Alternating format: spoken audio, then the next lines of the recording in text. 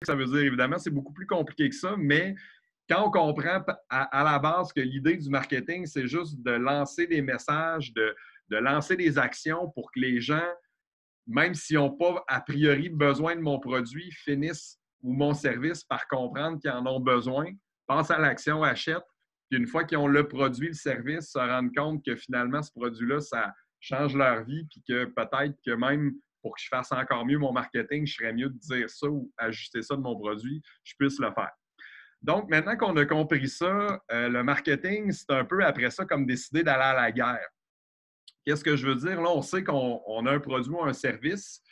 On sait que ce produit, ce service-là, on veut que les gens l'achètent. Mais c'est sûr que si on n'a pas de plan, parce que là, je vais vous donner tout à l'heure plein d'idées de marketing à peu de frais.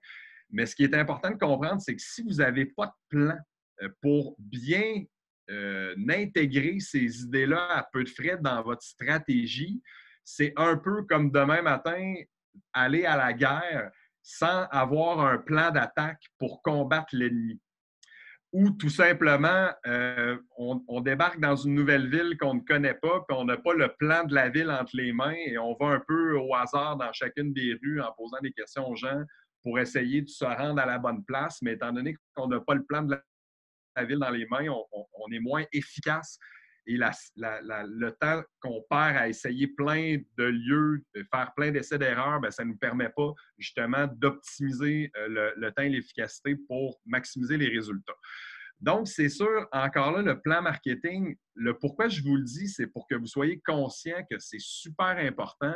Tu sais, nous, dans notre agence, on est payé, puis les entreprises nous payent quand même des bons montants pour rédiger des plans marketing. Tu sais, ça peut vous donner une idée en termes d'heures, un bon plan marketing, on peut parler facilement d'un 40 à 4000 heures de temps de travail. Là. Quand je dis 4000 heures, ça, c'est pour les grosses organisations qui ont énormément de stratégies à déployer. Mais là où je veux en venir, c'est étant donné que c'est une stratégie qui nous permet de bien cibler nos consommateurs, si on ne fait pas le travail finement, on va passer à côté de la cible. Donc, on va passer à côté de nos objectifs. Donc, finalement, tout ça, pourquoi on a essayé de créer quelque chose qui est un produit, un service, ça, au final, ne servira plus à rien. Donc, c'est pas rare qu'on voit le cas de figure, l'inventeur, l'innovateur qui a une super bonne idée, monte l'idée, monte le projet. Le projet est génial, tout le monde adore le projet, tout le monde adore l'idée, il y a juste des bons feedbacks, juste des bons commentaires, mais dans l'équation finale, il a oublié de faire du marketing, de se prévoir un budget pour son marketing et même, pire que ça, de comprendre que ce produit-là, ce service-là, il est peut-être bien super génial, mais finalement, il n'y a aucun besoin de nulle part pour ce produit-là, donc il ne sert à rien. Alors là où je vais en venir avec l'importance que vous compreniez que ça prend un bon plan marketing, c'est que le plan, souvent, c'est ce qui fait vraiment la différence entre le succès et l'échec. Donc, c'est quand même mieux d'avoir un petit plan fait vite, mais qu'on comprenne que c'est important d'avoir un petit plan fait vite, mais quand même qui prend en considération les basics du marketing, que zéro plan du tout. Donc, en résumé, si on n'a pas le temps, ni l'argent, ni l'investissement pour faire un gros plan ou on n'a pas le partner dans notre équipe qui a ce temps-là pour faire la différence, on est mieux quand même sur le coin d'une table de prendre en considération tous les points que je vous ai mis là, de faire de la recherche sur le web et au moins d'avoir une compréhension globale de l'univers dans lequel on se lance. Donc, le plan marketing, en gros, c'est vraiment la feuille de route qui oriente la stratégie. Et là, je vous ai sorti, dans le fond, les grandes lignes parce que c'est sûr qu'on comprendra tout à l'heure qu'il y a une différence entre un plan à 40 heures et un plan à 4000 heures. Ce n'est pas le même plan du tout, mais dans les grandes lignes, là, ce qu'on a toujours à faire quand on fait un plan marketing, c'est, faire une analyse interne et externe de notre organisation. Donc, certains sont peut-être déjà à l'affût de l'analyse SWOT, force, faiblesse, opportunité, menace. Donc, ça, c'est sûr, on doit faire ça. C'est important. Donc, imaginons que demain matin, je veux lancer un téléphone intelligent. Bon. Moi, selon moi, c'est une idée de génie là, et je suis seul dans le marché. C'est sûr qu'évidemment, quand je vais sortir dans l'analyse externe, là, je vais me rendre compte qu'il y a des menaces. je vais peut-être me rendre compte même rapidement que des opportunités, finalement, il n'y en a pas tant que ça. Et je vais me rendre compte probablement que finalement, c'est peut-être pas la meilleure idée que j'ai eue en me levant ce matin, que peut-être finalement, je vais avoir à revoir ma stratégie et réfléchir à une autre idée et ou tout simplement à prendre en considération les menaces et penser à développer un téléphone qui se distingue de ceux de mes compétiteurs pour réussir. Donc, l'analyse SWOT, je vous ai mis un petit lien cliquable ici dans le document. Si vous voulez la faire, je vous le recommande fortement. Cliquez sur le lien, puis il y a un petit, dans le lien là, cliquable, un petit tutoriel là, qui vous explique quand même comment bien réaliser l'exercice. Mais ce qui est important de comprendre quand on fait cet exercice-là, c'est qu'à la fin, on va vraiment comprendre, OK, quelle est la force de mon produit au moment où je fais mon plan? Là? Parce que ça, c'est important de le comprendre aussi. J'ouvre une parenthèse. Un plan marketing, ce n'est pas une Bible qui est valide jusqu'à la fin des temps. Généralement, une entreprise qui a un bon budget marketing va refaire son plan au trimestre. Trimestre étant 4 fois par année. Donc, ce que ça veut dire que nos stratégies, on doit constamment les optimiser et on doit constamment prendre le retour de nos consommateurs pour s'assurer que nos stratégies sont super performantes. Donc, là où je vais en venir avec tout ça, c'est que ce qui est une force aujourd'hui, dans 3 mois, sera peut-être maintenant une faiblesse. Il y a peut-être un nouveau compétiteur qui va arriver, qui va faire mieux que vous. Et si vous n'avez pas mis à jour votre plan, bien, ce compétiteur-là va vous couper le chemin, couper l'herbe sur le pied et va faire en sorte que tout ce que vous avez monté comme stratégie ne fonctionnera plus. Même principe, ce qui est une faiblesse aujourd'hui peut peut-être être une force demain. Mais Francis, je voudrais t'interrompre 2 secondes parce que là, la formation, quand on dit marketing à peu de frais, c'est que dans le fond, tu vas nous présenter des stratégies qui ne coûtent rien. Tu sais, pour l'étudiant qui a un projet étudiant ou que, tu sais, mettons, si on a des étudiants, là, il y en a un qui voudrait se partir une maison d'édition. Il y en a un qui voudrait se partir un resto. Dans le fond, on comprend qu'une entreprise qui a bien du cash va investir, mais un étudiant qui dit, ben moi, j'aimerais ça démarrer un projet, on est plus dans cette optique-là, là. Clairement, on est vraiment dans cette optique-là.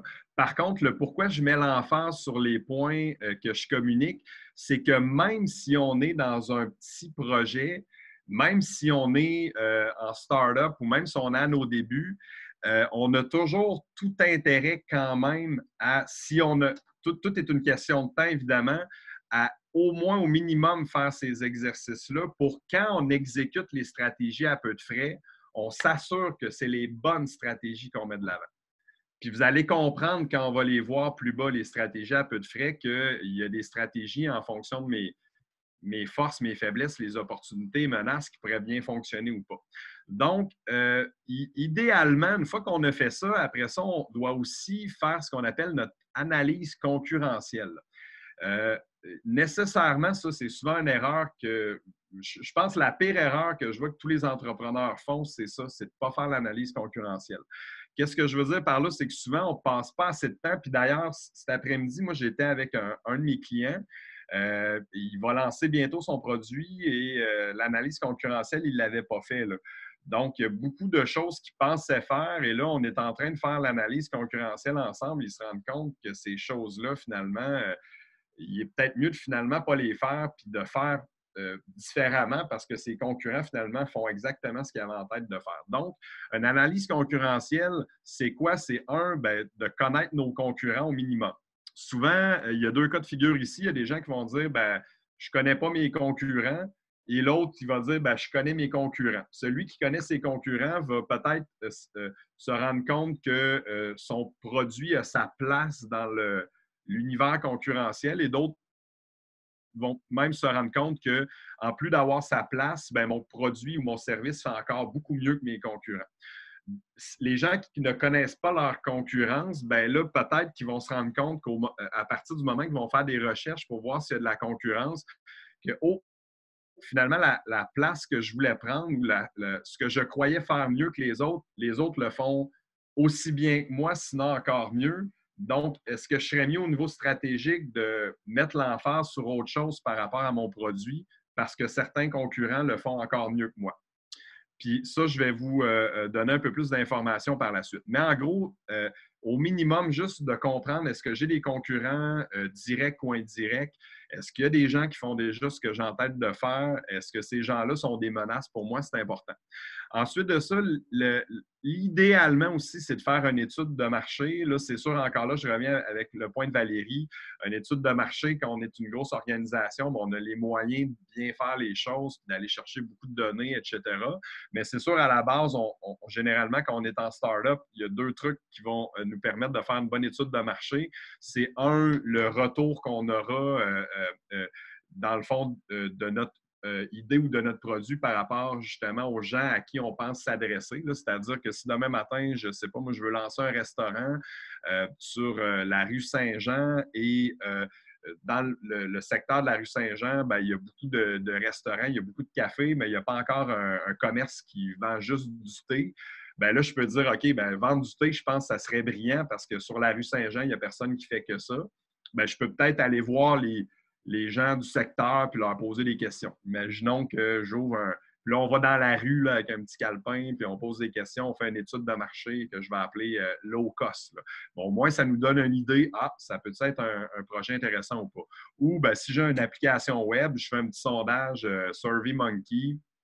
J'envoie ça sur Facebook. Je demande à quelques amis de répondre à ce sondage-là. Puis déjà, ça m'indique, ah, est-ce qu'il y a peut-être un petit besoin pour ça ou pas? Y a-t-il de la place pour mon produit? Puis ce produit-là, bien, si je le lance, puis il y a de la place, ça va être nécessairement, fort probablement viable.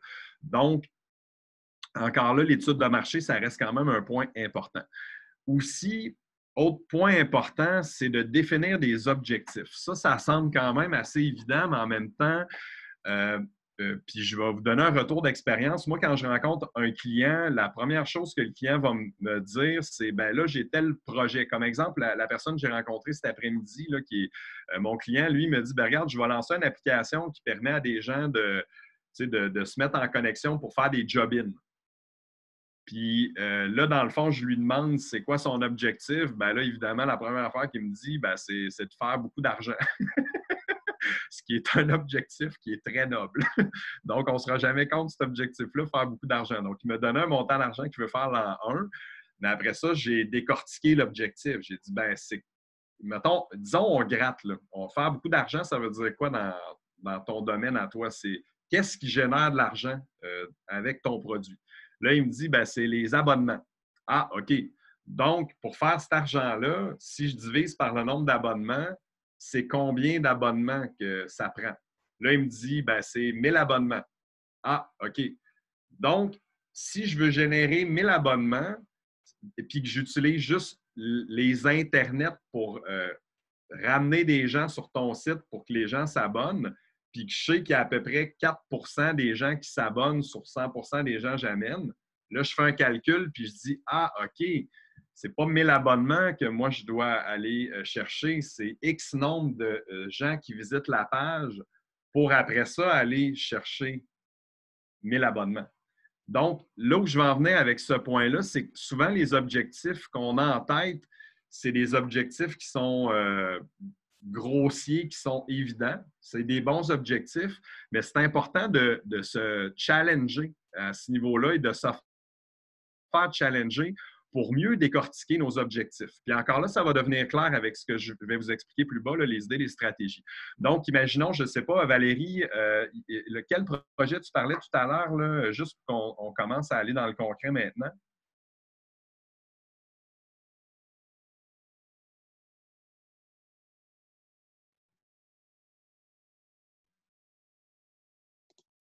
OK. Dans le fond, j'étais sur mute, là, désolée. Oui. Ben écoute, peut-être, ben là, je regarde les participants. Là. Est-ce qu'il y a un étudiant qui voudrait donner son projet en exemple ou une idée de projet?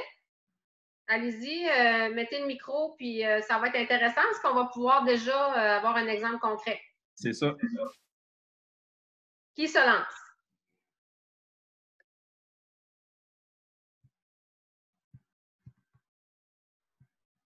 Ben, on peut y aller avec la maison d'édition. Parfait, oui, excellent.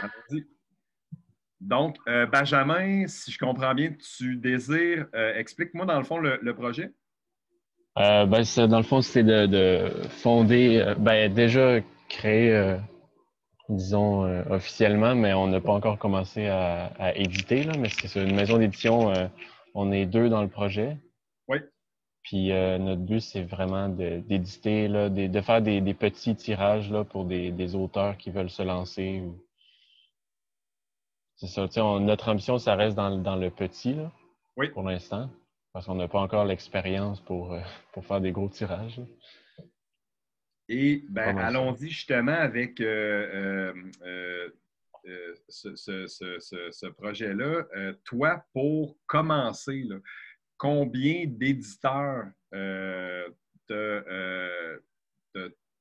c'est pas des éditeurs, c'est des. Comment tu les appelles, tes clients? C'est des des auteurs. Ouais, je sais même pas. Dans le domaine, les clients, c'est ceux qui achètent le livre, mais c'est sûr qu'il faut aller chercher des auteurs pour. Bon, c'est ça. Donc, commençons avec le début. Combien? Parce qu'avant d'éditer, tu dois trouver des auteurs qui sont intéressés à éditer. Oui. Bon, pour que tu puisses commencer ton aventure convenablement, c'est-à-dire tu veux valider que ton idée fonctionne bien et que tu es en mesure de bien roder ta mécanique. Là. Combien d'auteurs, toi, tu as à signer, disons, pour les 4 premiers mois d'existence de ton projet? Bonne question. Et voilà. J'ai pas vraiment pensé, mais pour juste les 4 premiers mois, je dirais, honnêtement, je dirais peut-être 1 ou 2, peut-être 3, mais c'est pas très. En tout cas, je trouve pas ça très faisable là, d'aller chercher 3 auteurs puis de lancer. Si, mettons, chaque auteur lance un livre. Là. Oui. Ouais, peut-être 3. Bon. Mais disons qu'on va y aller comme ça. Les objectifs, ce qui est cool, c'est quand tu en as un objectif un petit peu plus haut. C'est comme un athlète sportif. C'est rare qu'un athlète sportif va se dire ben moi, je vise la 6e place. Tu sais, ça peut arriver, mais vous comprenez, généralement, un athlète sportif dans sa discipline va se donner un objectif. Ça, on appelle ça en entrepreneuriat un mindset. Il va mentalement se fixer une zone dans sa tête où il sent que le défi est juste assez relevé pour que ça soit stimulant. Puis derrière ce défi-là, cette zone de stimulation-là, il va mettre les efforts pour que ça fonctionne. Donc, là, il va avoir une clarté à partir du moment que l'objectif est fixé. Puis dès qu'il y a une clarté, le chemin s'organise. Bon, puis je m'explique. Benjamin, disons que tu dis j'ai besoin de 3 auteurs. C'est un peu l'équivalent de moi te dire je suis ton professeur, puis le 23 au soir, tu as un examen, puis tu as 6 livres à lire. Ben, on s'entend que si je ne te donne pas de deadline, puis si je ne t'oblige pas à lire les 6 livres avec le deadline, puis je ne te donne pas une note de passage qui va faire que tu vas faire tous les efforts nécessaires pour lire ces 6 livres-là, ben, ce qui risque d'arriver, c'est que tu vas procrastiner, tu vas tomber un peu dans la paresse, puis finalement, tu vas lire 3 livres sur 6, puis au final, tu ne réussiras pas l'examen. Donc, il faut voir la mécanique au niveau des objectifs, comme quand on a un test, un examen à l'école, comme un athlète qui a une compétition, il faut se donner un objectif, il faut se donner un temps, puis il faut se commettre à cet objectif-là. Ça, se commettre, là, c'est clé. C'est pas un peu important, là, c'est méga important. Qu'est-ce que ça veut dire? Ça veut dire que là, tu veux signer 3 auteurs. Tu sais que si tu en signes 1 ou 2, tu es content pareil. On est d'accord? Ouais, excuse, j'avais fermé mon micro. C'est ça. Donc, tu en signes 1 ou 2, tu es content. Mais mettons, l'objectif, ça va être 3. Puis 3, pas dans 6 ans, 3 dans 4 mois. Donc là, ce que tu fais, c'est que ça, tu le dis à tout le monde. Tu te mets une pression pour que ça se passe, dans le fond. Puis c'est là le plan. Là. Je vais vous ramener à ça. Puis après, quand on va parler des idées, vous allez voir, tout va devenir clair. Là tu vas dire, OK, ben mon objectif, c'est de signer 3 auteurs. 3 auteurs de qui ont un ouvrage de tel volume. Là. Ça, c'est à toi de le dire. Là. Je ne sais pas, quand tu parlais de petits volumes, tu parles-tu de 100, 200? Entre maximum 100. Là. Bon, et pour voilà. le budget qu'on se donne au départ. Là. Et voilà. Fait que ça va t'aider. On va parler de la cible après, là, tu vas comprendre. Donc, 3 auteurs de 100 volumes maximum chacun. Et ces 3 auteurs-là, ben, quand je vais les signer en 4 mois, ben là, ça va me permettre, après ça, de passer à l'autre étape, l'autre objectif. Là, on en parlera plus tard de l'autre, mais on en a déjà un. OK? Fait que ça, c'est génial. Donc là, vu qu'on a cet objectif-là en tête, puis c'est pour ça que quand je vais vous parler des idées après, vous allez comprendre pourquoi c'est important ce début de démarche-là. Puis là, après ça, tu sais, toi, ton exercice, tu vas aller la faire. Là, après ça, là, les concurrents, ben tu sais, actuellement, je vais en signer 3, mais mes concurrents sont tellement bien implantés à Québec qu'ils me prennent toutes mes parts de marché. Là, tu pourrais te dire, ah, ben dans ce cas-là, je vais aller à l'extérieur de Québec, tout simplement. Tu sais, je vais faire du marketing web à, disons, Trois-Rivières. Parce qu'à Trois-Rivières, il n'y a personne qui fait ça, puis c'est près de Québec. De toute façon, tout peut se faire en ligne. Donc, je vais aller chercher l'opportunité là-bas. Ça va être plus simple. Donc, là, tout devient logique parce que, ah, OK, j'ai 3 auteurs à signer. Puis, bien évidemment, à Trois-Rivières, il n'y a pas de compétition. Puis à Trois-Rivières, en plus, il y a beaucoup d'événements, beaucoup de. Je dis Trois-Rivières, là, évidemment, tu comprendras bien que je n'ai pas fait l'analyse du marché, mais là-bas, il y a une bonne prolifération d'auteurs et en même temps, en plus de ça, ben, le marketing local là-bas pour le genre de publicité que j'ai à faire parce que je sais que les auteurs vont à tel événement, puis ces événements-là, je les vise, ben, il ne coûtera pas trop cher. Même à la limite, je peux le faire gratuit, donc je vais réussir à atteindre mon objectif comme ça. Donc, je préfère cet exercice-là avec tout le monde ici. C'est-à-dire, là, ce que j'ai dit à Benjamin, c'est pas compliqué, c'est quoi ton objectif? Puis après ça, on le met dans combien de temps cet objectif-là. Puis on aurait pu, là j'ai fait ça vite, mais décortiquer encore beaucoup plus finement l'objectif de Benjamin pour en arriver à des sous-objectifs puis se donner un air d'aller important. Mais ce qui est le plus important pour vous à comprendre, c'est quand c'est clair dans votre tête que cet objectif-là, comme le sportif, dites-vous que vous êtes, à partir de maintenant, quand on a une entreprise, l'athlète de votre propre médaille olympique, quand c'est clair dans votre tête puis que c'est fixé, bien là, nécessairement, ça nous donne des échéances, ça nous donne des milestones, ça nous donne une motivation, puis après ça, ça fait que ça se réalise. Donc, maintenant que ça c'est dit, qu'on comprend que les objectifs, c'est important, là, ce qu'on doit comprendre, puis ça revient à ce qu'on disait, Benjamin, c'est comprendre notre marché cible. Ça, encore là, ça semble évident, mais je vais vous dire l'erreur que tous les entrepreneurs font quasi systématiquement, là. Puis encore là, je parlais à mon client après-midi, bon, à qui s'adresse ton application? Bon, à tout le monde qui veut faire des job-in. Bon, évidemment, le premier mot, c'est tout le monde.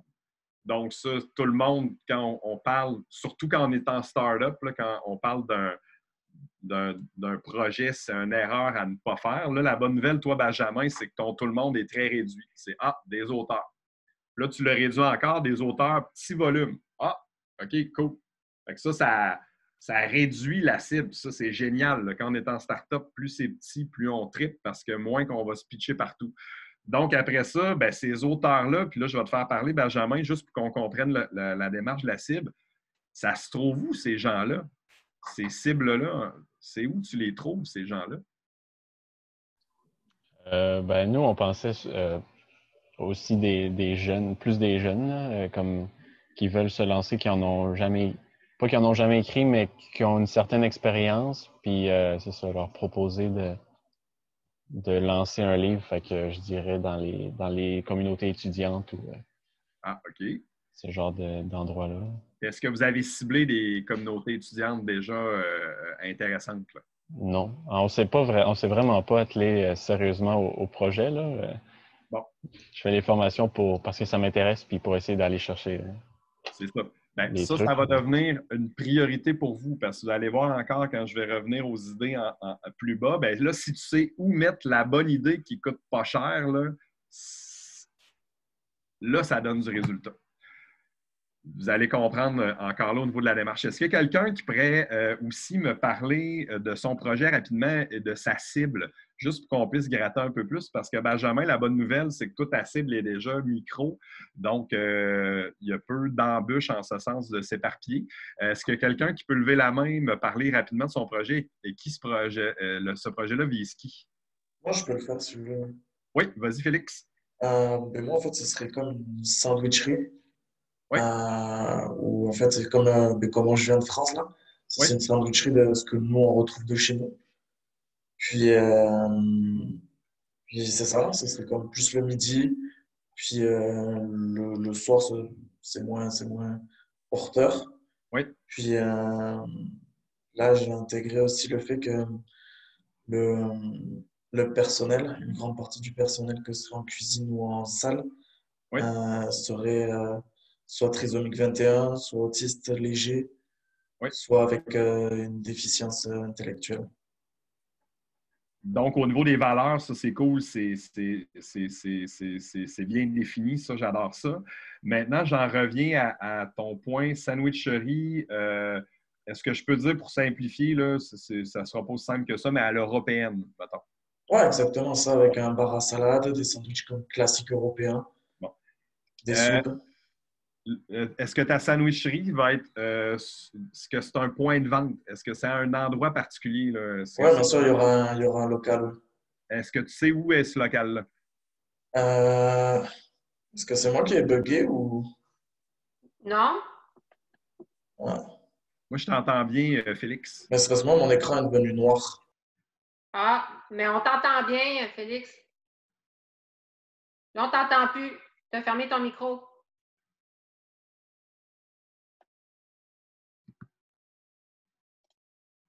Félix? Est-ce que Félix est disparu? Félix, ouais, ouais, il s'est peut-être il va peut-être se reconnecter, là. OK. Ben, pendant que Félix est en reconnexion, juste pour, dans le fond, qu'on puisse revenir à, dans le fond, l'exercice actuel, puis je vais vous expliquer un peu là où je voulais en venir avec les questions que je lui posais. Bien, imaginons que Félix il veut faire une sandwicherie européenne et que là, son emplacement n'est pas encore choisi. Là, actuellement, c'est de ce que je comprends, c'est un lieu physique. Là, il veut établir, dans le fond, un commerce à un endroit précis. Bien là, une des premières choses qu'il va avoir à faire, on en revenait plus haut à l'étude de marché, c'est à savoir à Québec, là, où si j'installe une sandwicherie européenne, j'ai le plus de chances d'avoir des clients qui vont être prêts à acheter ce type de produit-là. Donc, ça, moi, je n'ai pas la réponse à cette question-là, mais moi, disons, si je fais le travail, la première question que je vais me poser, est-ce que les Québécois, tu sais, disons, à Québec, est-ce que les Québécois, si je mets ma sandwicherie à côté d'un Subway, disons, demain matin, c'est ma stratégie, est-ce qu'ils voient la différence? Ou eux, c'est un sandwich, puis le moins cher possible, je suis le plus heureux, là. Si ces gens-là voient la différence, ben, est-ce que il y a des secteurs à Québec où il y a des gens qui sont encore plus sensibles à cette différence-là? Parce que c'est dans des Félix est cas. de retour. Ah, parfait. Donc, Félix, ce que j'étais en train de mentionner à tout le monde, c'est par rapport à ton emplacement.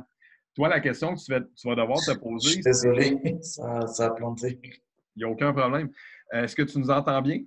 Ouais, je vous entends bien, je sais pas ce qui s'est passé. Écran noir, ça l'a abandonné. Là où j'en Euh, étais rendu, c'est à ton étude de marché. Là, ce que tu ouais. mentionnes, c'est que ton commerce, tu vas le positionner à quelque part.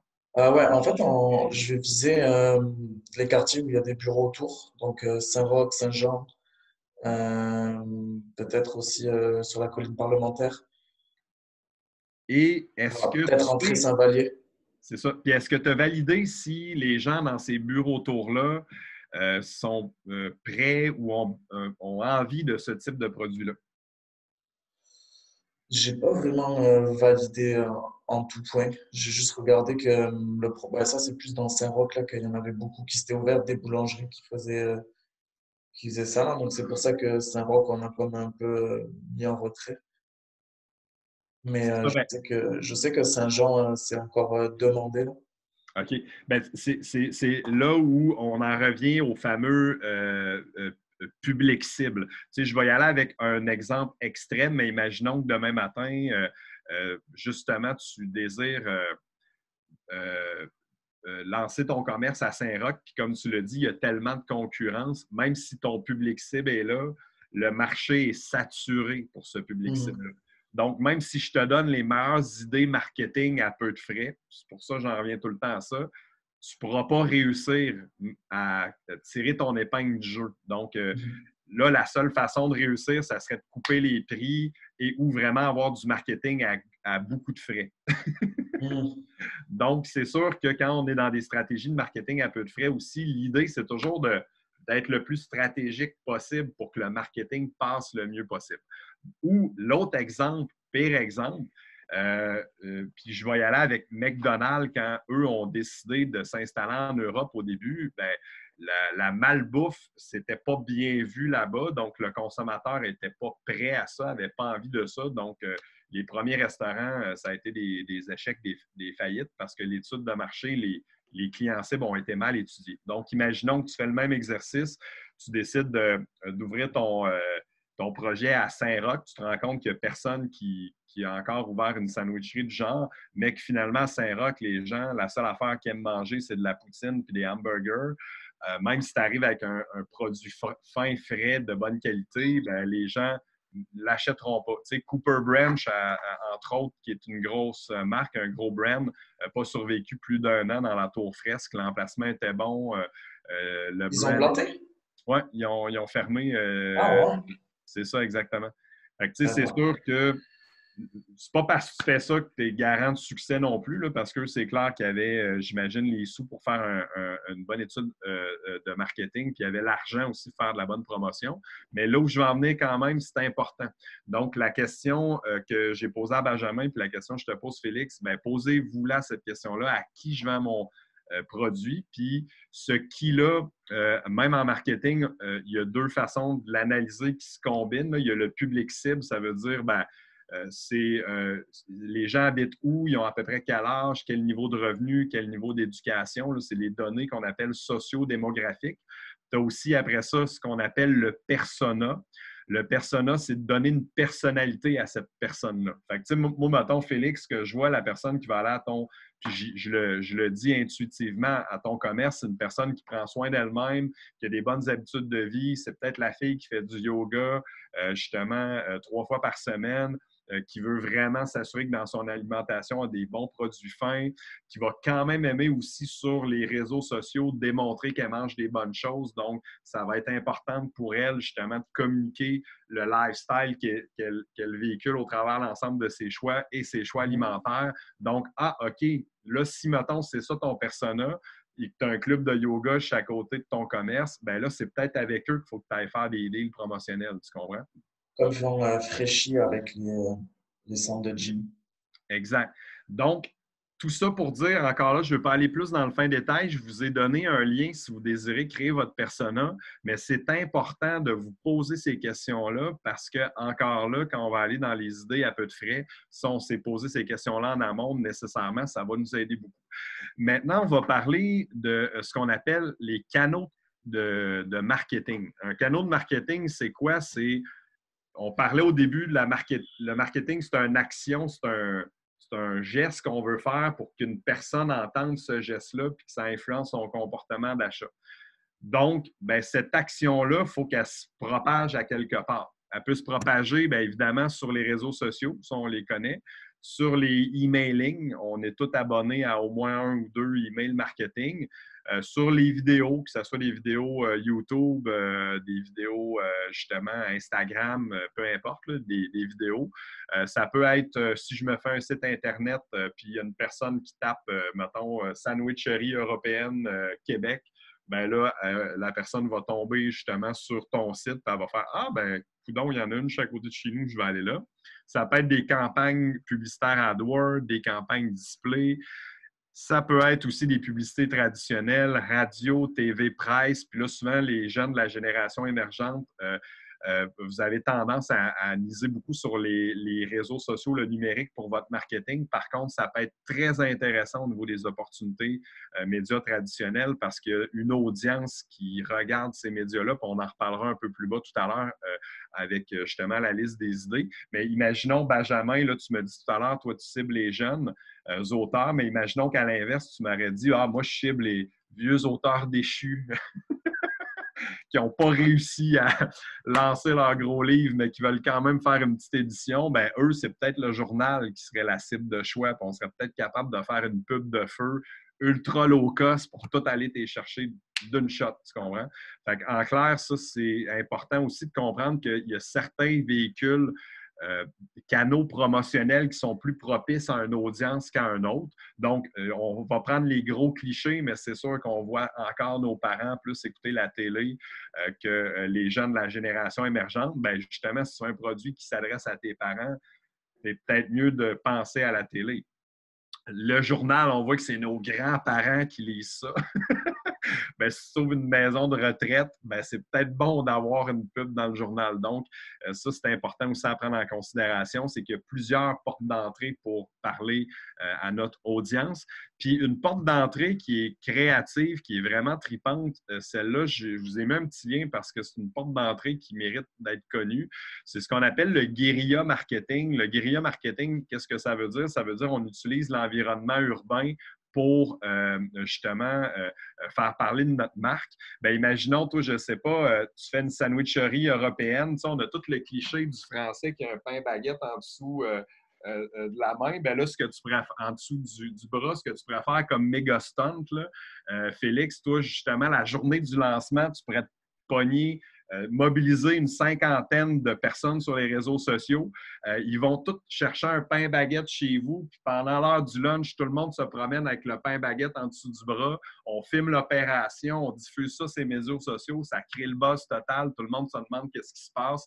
Mais là, on comprend que dans le fond, c'est une opération après qui est faite pour justement faire parler de ta marque, parler de ton produit. Ça ne veut pas dire que tu vas faire ça, mais là où je veux en venir, c'est qu'un truc comme ça ne coûte rien sauf des pains baguettes, un peu de mobilisation sur les réseaux sociaux, 2-3 chums qui ont des caméras, qui font semblant, qui voient ça comme sur l'air d'aller pendant qu'ils se promènent, qui publient ça sur les réseaux sociaux. Un média ou deux, on toque à leur porte, on leur dit en scoop qu'il va se passer de quoi, puis paf, on a une campagne de synchronisée, puis on crée un buzz. Donc, là où je vais en venir, c'est le marketing qu'on appelle guérilla. C'est du marketing qui est beaucoup moins conventionnel. Je vous ai mis un lien, mais qui est très créatif. Donc, des fois, si on a des idées simples, comme j'ai dit là, mais qui peuvent à peu de frais être exécutées, puis créer un buzz, puis faire, dans le fond, qu'on parle de notre marque, bien, ça vaut la peine des fois d'oser puis d'aller là. Je vous ai parlé en début de conférence, nous, on a créé le personnage Monsieur Contact pour aller serrer un demi-million de poignées de main. Bien, ça, en fait, ça n'a à peu près rien coûté, mais on est passé dans tous les médias du Québec au moment où on a lancé cette promo-là parce qu'on avait une idée inusitée. C'est qui l'espèce d'imbécile qui va avoir envie de se lever un matin pour serrer un demi-million de poignées de main, bien, juste ça, ça devient une nouvelle. Fait que tout le monde est curieux, tout le monde veut parler de ça. Puis en même temps, dès qu'on se déplaçait dans n'importe quel événement, on avait une espèce de panneau numérique qui comptait nos poignées de main en temps réel. Donc, on devenait un peu l'attraction du moment.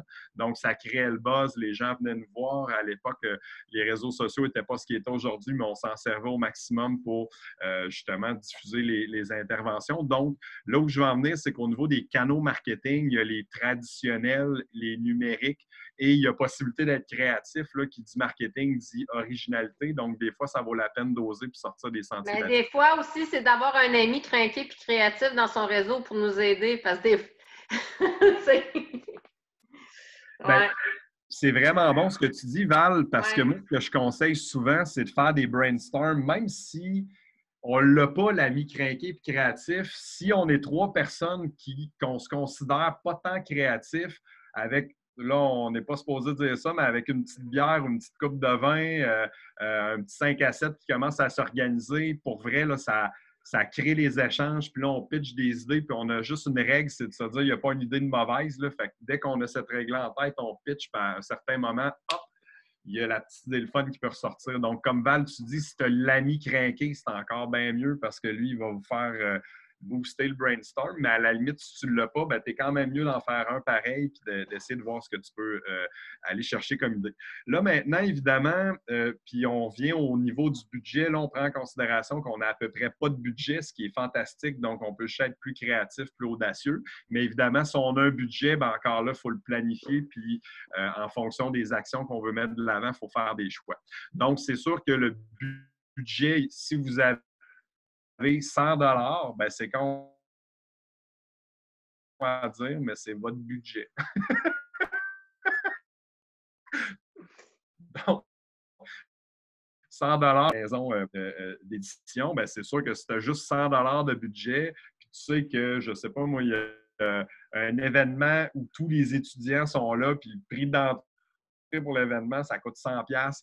Hey, ce 100$-là, c'est le meilleur investissement que tu auras jamais fait de ta vie. Au pire, tu demandes à tes parents qui te prêtent 50$ après pour faire imprimer des cartes d'affaires, puis tu t'en vas là-bas vite, tu comprends? Donc, ça, c'est sûr que le budget, même s'il est très faible, il faut le prendre en considération. Puis si on n'en a pas, ben, ça règle la question. Il faut juste trouver des idées qui coûtent $0 ou qu'on peut faire des échanges de services avec des amis. Il y a moyen d'être créatif.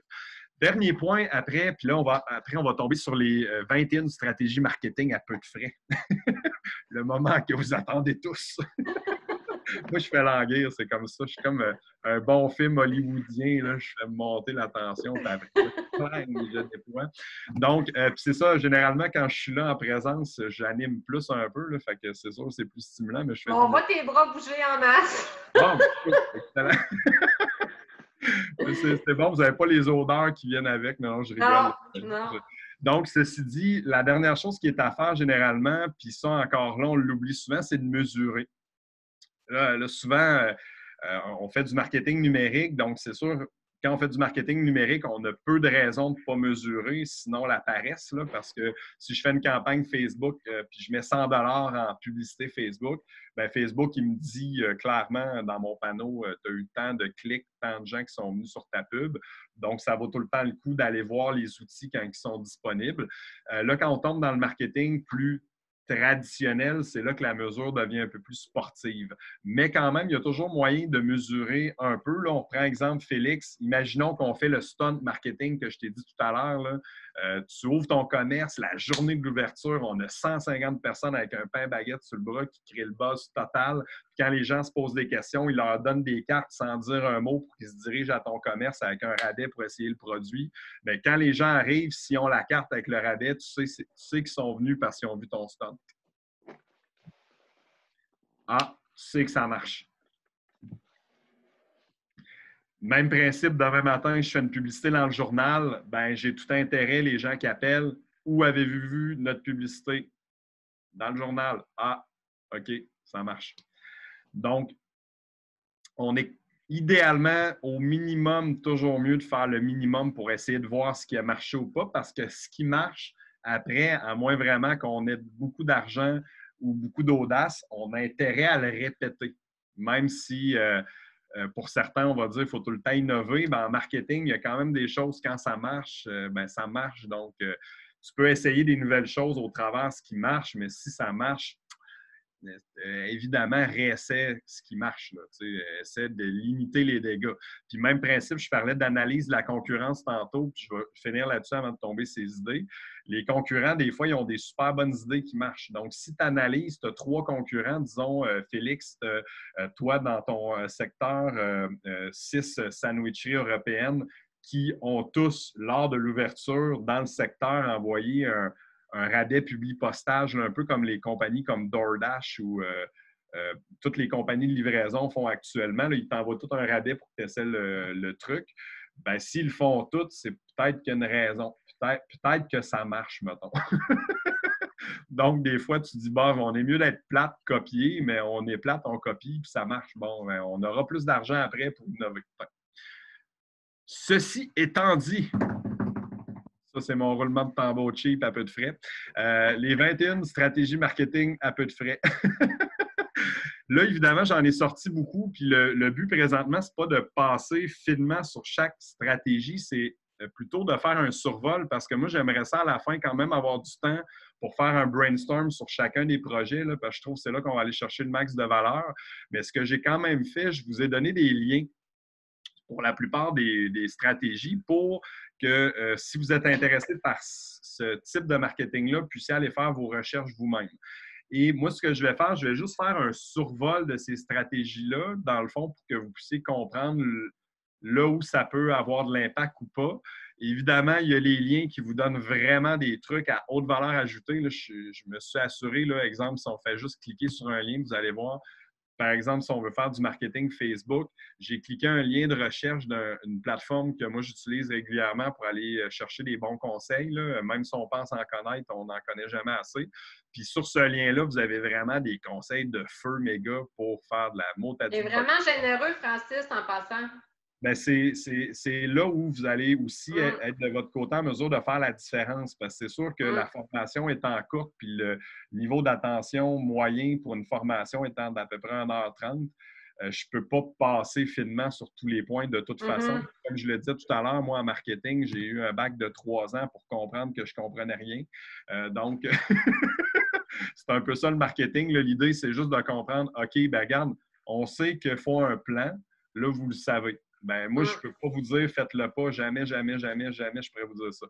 Fait que là, je vais juste vous dire, si vous avez 4 heures pour le faire, ben prenez 4 heures puis faites-le au minimum. Ben moi, je pense, Francis, que tu apportes ce soir, c'est aussi toute la réflexion. Tu sais, je pense, mettons, à Benjamin, Félix, tu leur posais des questions, mais l'idée n'était pas nécessairement d'avoir toutes les réponses, mais de juste d'avoir le réflexe de se poser ces questions-là. C'est bon, là, tu sais, puis... Ouais. C'est pour ça qu'à la fin, je vais garder un peu de temps pour tout le monde parce que je pense que se faire challenger un peu puis aller dans les réflexions de base pour se ramener vers après nos fameuses idées, c'est parfait. Donc, imaginons, puis là, je vais essayer de donner des cas de figure précis. Là. Demain matin, je veux créer un apps, une application Internet. Puis mon monde qui vont sur l'Internet, c'est du monde qui sont déjà sur l'Internet. C'est sûr que si je fais une pub dans le journal, je me donne un peu moins de chance. Bon, donc, nécessairement, si vous avez un produit numérique, là, nécessairement, si vous avez ce genre de produit-là, que ce soit une application mobile, un site Internet, des formations en ligne, bien, a priori, ça va être plus stratégique de regarder ce qui est possible de faire sur le web.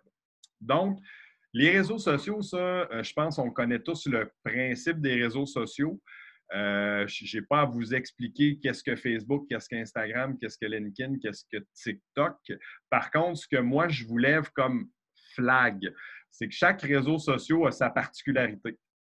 Donc, c'est sûr que, dépendamment de ce que vous faites, un réseau peut être plus important qu'un autre. Donc, exemple, vous allez tout de suite comprendre là où je vais en venir. Dernièrement, on fait un mandat avec des chercheurs scientifiques qui visent des grosses entreprises qui ont des chiffres d'affaires de 500 millions de dollars et plus. Bien, c'est sûr que si je dis à cette entreprise-là, fais des vidéos TikTok de toi qui danse avec un effet boomerang avant, arrière, puis ton chat qui passe en arrière avec des éclairs dans les yeux, je pense que la stratégie ne marchera pas. La compagnie va faire... Ben, tu as peut-être mal analysé mon public cible, puis tu as peut-être mal compris les enjeux. Alors que si je lui montre une stratégie LinkedIn de communication, on appelle ça du business to business, là, ça veut dire que je te montre des stratégies où tes employés peuvent entrer en contact directement avec des employés clés des autres entreprises avec une mécanique d'approche qui est optimale, puis des funnels de conversion de feu, là, ça va fonctionner. Donc, là où je vais en venir avec tout ça, c'est que LinkedIn, généralement, on va l'associer, si je fais une image simple, c'est un réseau qui est professionnel, donc on va l'associer un peu à un 5 à 7 d'affaires. C'est-à-dire qu'un réseau professionnel comme LinkedIn, on est là pour monter idéalement le côté professionnel de notre entreprise. Donc, je vais prendre peut-être l'exemple encore de Félix puis de Benjamin. Bien, c'est sûr, Benjamin, si toi, demain matin, je reviens aux auteurs. Tu sais que tous tes auteurs ont un profil LinkedIn. Puis tu peux, il y a un abonnement là, qui te permet d'envoyer des in-mails, faire une relation d'affaires cordiale, tu sais, qui est personnalisée, mais professionnelle. Puis tu sais qu'étant donné que tous tes auteurs sont là, puis si tu fais une approche personnelle pour les rencontrer puis leur proposer une rencontre après ça via Zoom, là, tu sais, de leur proposer juste une rencontre pour leur parler de ton produit puis qu'est-ce que tu proposes, bien ça peut être une super bonne stratégie. Ça coûte à peu près rien. À l'inverse, si toi, Félix, tu veux donner l'eau à la bouche aux gens puis ta clientèle, c'est la fille qui fait du yoga, c'est sûr qu'Instagram, c'est vraiment plus une très bonne idée. Parce que la fille qui fait du yoga, LinkedIn, bonne chance. À la limite, elle n'a peut-être même pas de compte là-dessus. Puis ça en a un. La dernière fois qu'elle l'a checké, c'était en 2003 quand elle a créé son profil parce qu'elle pensait que ça allait peut-être servir à quelque chose. Donc, c'est des médias sociaux, on est d'accord, là. Ça rentre tout dans la même définition, mais ça ne rejoint pas du tout les mêmes objectifs. TikTok, encore là, c'est un réseau très haute clientèle émergente, millénium. Donc, c'est sûr, si demain matin, je ne sais pas quel autre projet à l'interne, mais quelqu'un veut vendre des cours de danse, tu sais, mettons du breakdance alternatif avec ton chat qui est en background dans ton dos, parce que c'est ça qui est cool à montrer ces réseaux sociaux, bien là, TikTok, ça peut être très hot parce que là, tu peux faire des stratégies qui vont aller justement séduire ton audience, capter leur attention puis les ramener vers la vente. Et Facebook, encore là, c'est une audience peut-être un peu plus 35 plus parce que Facebook, c'est de moins en moins jeune, on ne se comptera pas de menterie. Comme, mettons, moi, c'est clair que je suis Facebook. Et moi, mettons, si je suis Félix, ta cible pour les sandwichs, parce que tu juges que c'est les 35 plus qui ont les moyens, mettons, d'acheter ce produit-là, ben là, ça peut être intéressant. Donc, les réseaux sociaux, là où je veux en venir, c'est que je pense qu'on les connaît tous bien. Puis, le max de valeur que je peux vous offrir, c'est de cliquer sur les liens que je vous ai donnés parce qu'il y a vraiment plein de stratégies sur ces liens-là qui peuvent être intéressantes. Au niveau des réseaux sociaux, bien évidemment, tu as toujours la possibilité de faire du bon gratuit, c'est-à-dire tu te crées un compte, puis tu es actif sur tes pages, tu crées des connexions avec les bonnes personnes pour bâtir ton audience. Puis après ça, là, tu peux, avec ce que tu as fait de gratuit, faire des miracles. Mais encore là, il y a toujours aussi le volet payant qui peut être une alternative. On en reparlera plus bas, mais je reviens à dire, tout est question de stratégie, mais les réseaux sociaux, c'est difficile, même si on veut de passer à côté, c'est à peu près rendu un incontournable de nos jours. Francis, il y a une étudiante aussi, sans nécessairement avoir un projet concret, là, mais je pense à toi, Elena, là, qui a un intérêt pour le jeu vidéo, créer des jeux. Donc, en tout cas, si tu as le goût d'en parler un petit peu, Elena, tu peux y aller, là, mais sinon... oui, bien, vas-y. Ben, ça, c'est pas un projet super concret, mais moi, j'aimerais ça partir peut-être d'une compagnie de jeux, là. Je sais que ça se fait beaucoup, mais ça serait peut-être quelque chose qui m'intéresserait. J'ai un profil sur LinkedIn, puis peut-être que ce serait une stratégie, ça aussi, par là, pour aller rejoindre d'autres artistes, puis promouvoir un peu mon travail. Oui. Ben, rapidement, tu vois, je vais te poser quelques questions tempête, juste pour, après ça, t'aligner correctement. Rapidement, toi, ta compagnie, tu veux faire quoi comme type de jeu, puis quel genre d'artiste que tu as besoin pour faire ces Moi, ça jeux? va être des jeux plus sur l'histoire, mettons. Oui. Ouais, à plusieurs joueurs, là. Ça serait des aventures un peu cartoon, stylisées, puis ça serait peut-être une petite aventure pour commencer, là. Oui. Avec un style vraiment différent que ça fait comme « Hey, wow, ça a l'air le fun de jouer à ça, mettons. » Puis Bon. les artistes auraient besoin pour ça. Ben moi, personnellement, je serais capable de tout faire moi-même, mais c'est sûr que j'aurais besoin mettons, de programmeurs parce que je ne programme pas. Puis juste plus d'artistes parce que je peux pas faire un jeu tout seul. Oui. Ben, ça, c'est vraiment intéressant comme cas de figure, là. Pourquoi? Parce que toi, dans ta stratégie marketing, tu as deux cibles. Tu as tes gens qui vont t'aider à faire le jeu. Puis après ça, tu as les gens qui vont jouer au jeu. Puis un vient après l'autre. Okay. Et un vient avant l'autre aussi.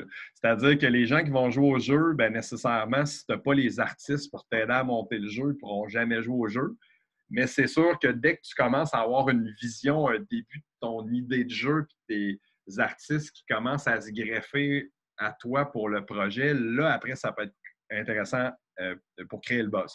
Donc, stratégiquement parlant, là, disons que les gens que toi, tu recherches là, qui vont aimer ce type de jeu-là, est-ce que tu sais intuitivement un peu ces gens-là où tu peux les trouver, ces artistes-là? Là? Est-ce que tu as une idée rapide là, comme ça? Ou trouver des artistes pour m'aider à faire le jeu? Oui, exact. Disons, on y va, on jase. Là, demain matin, je veux ces artistes-là. Là, où je les trouve, ces artistes-là? Ben, je pourrais parler à mes collègues de classe. Je suis sûre qu'il y en a qui seraient intéressés à embarquer dans mon projet. Bon, ça, Puis, cool. faire de l'expérience. Si ça rentre dans le CV, dans le portfolio, je Ouais. suis sûre que ça serait super intéressant.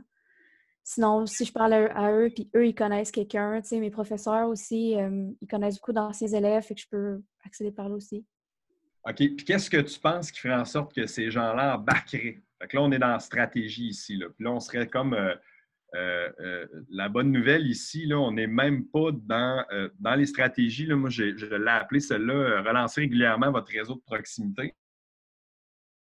Là. Tout ton réseau de proximité, là, c'est ça ta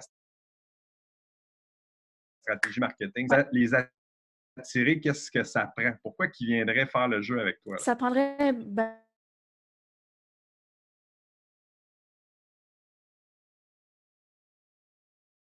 une idée de projet. C'est vraiment une aventure bien présentée.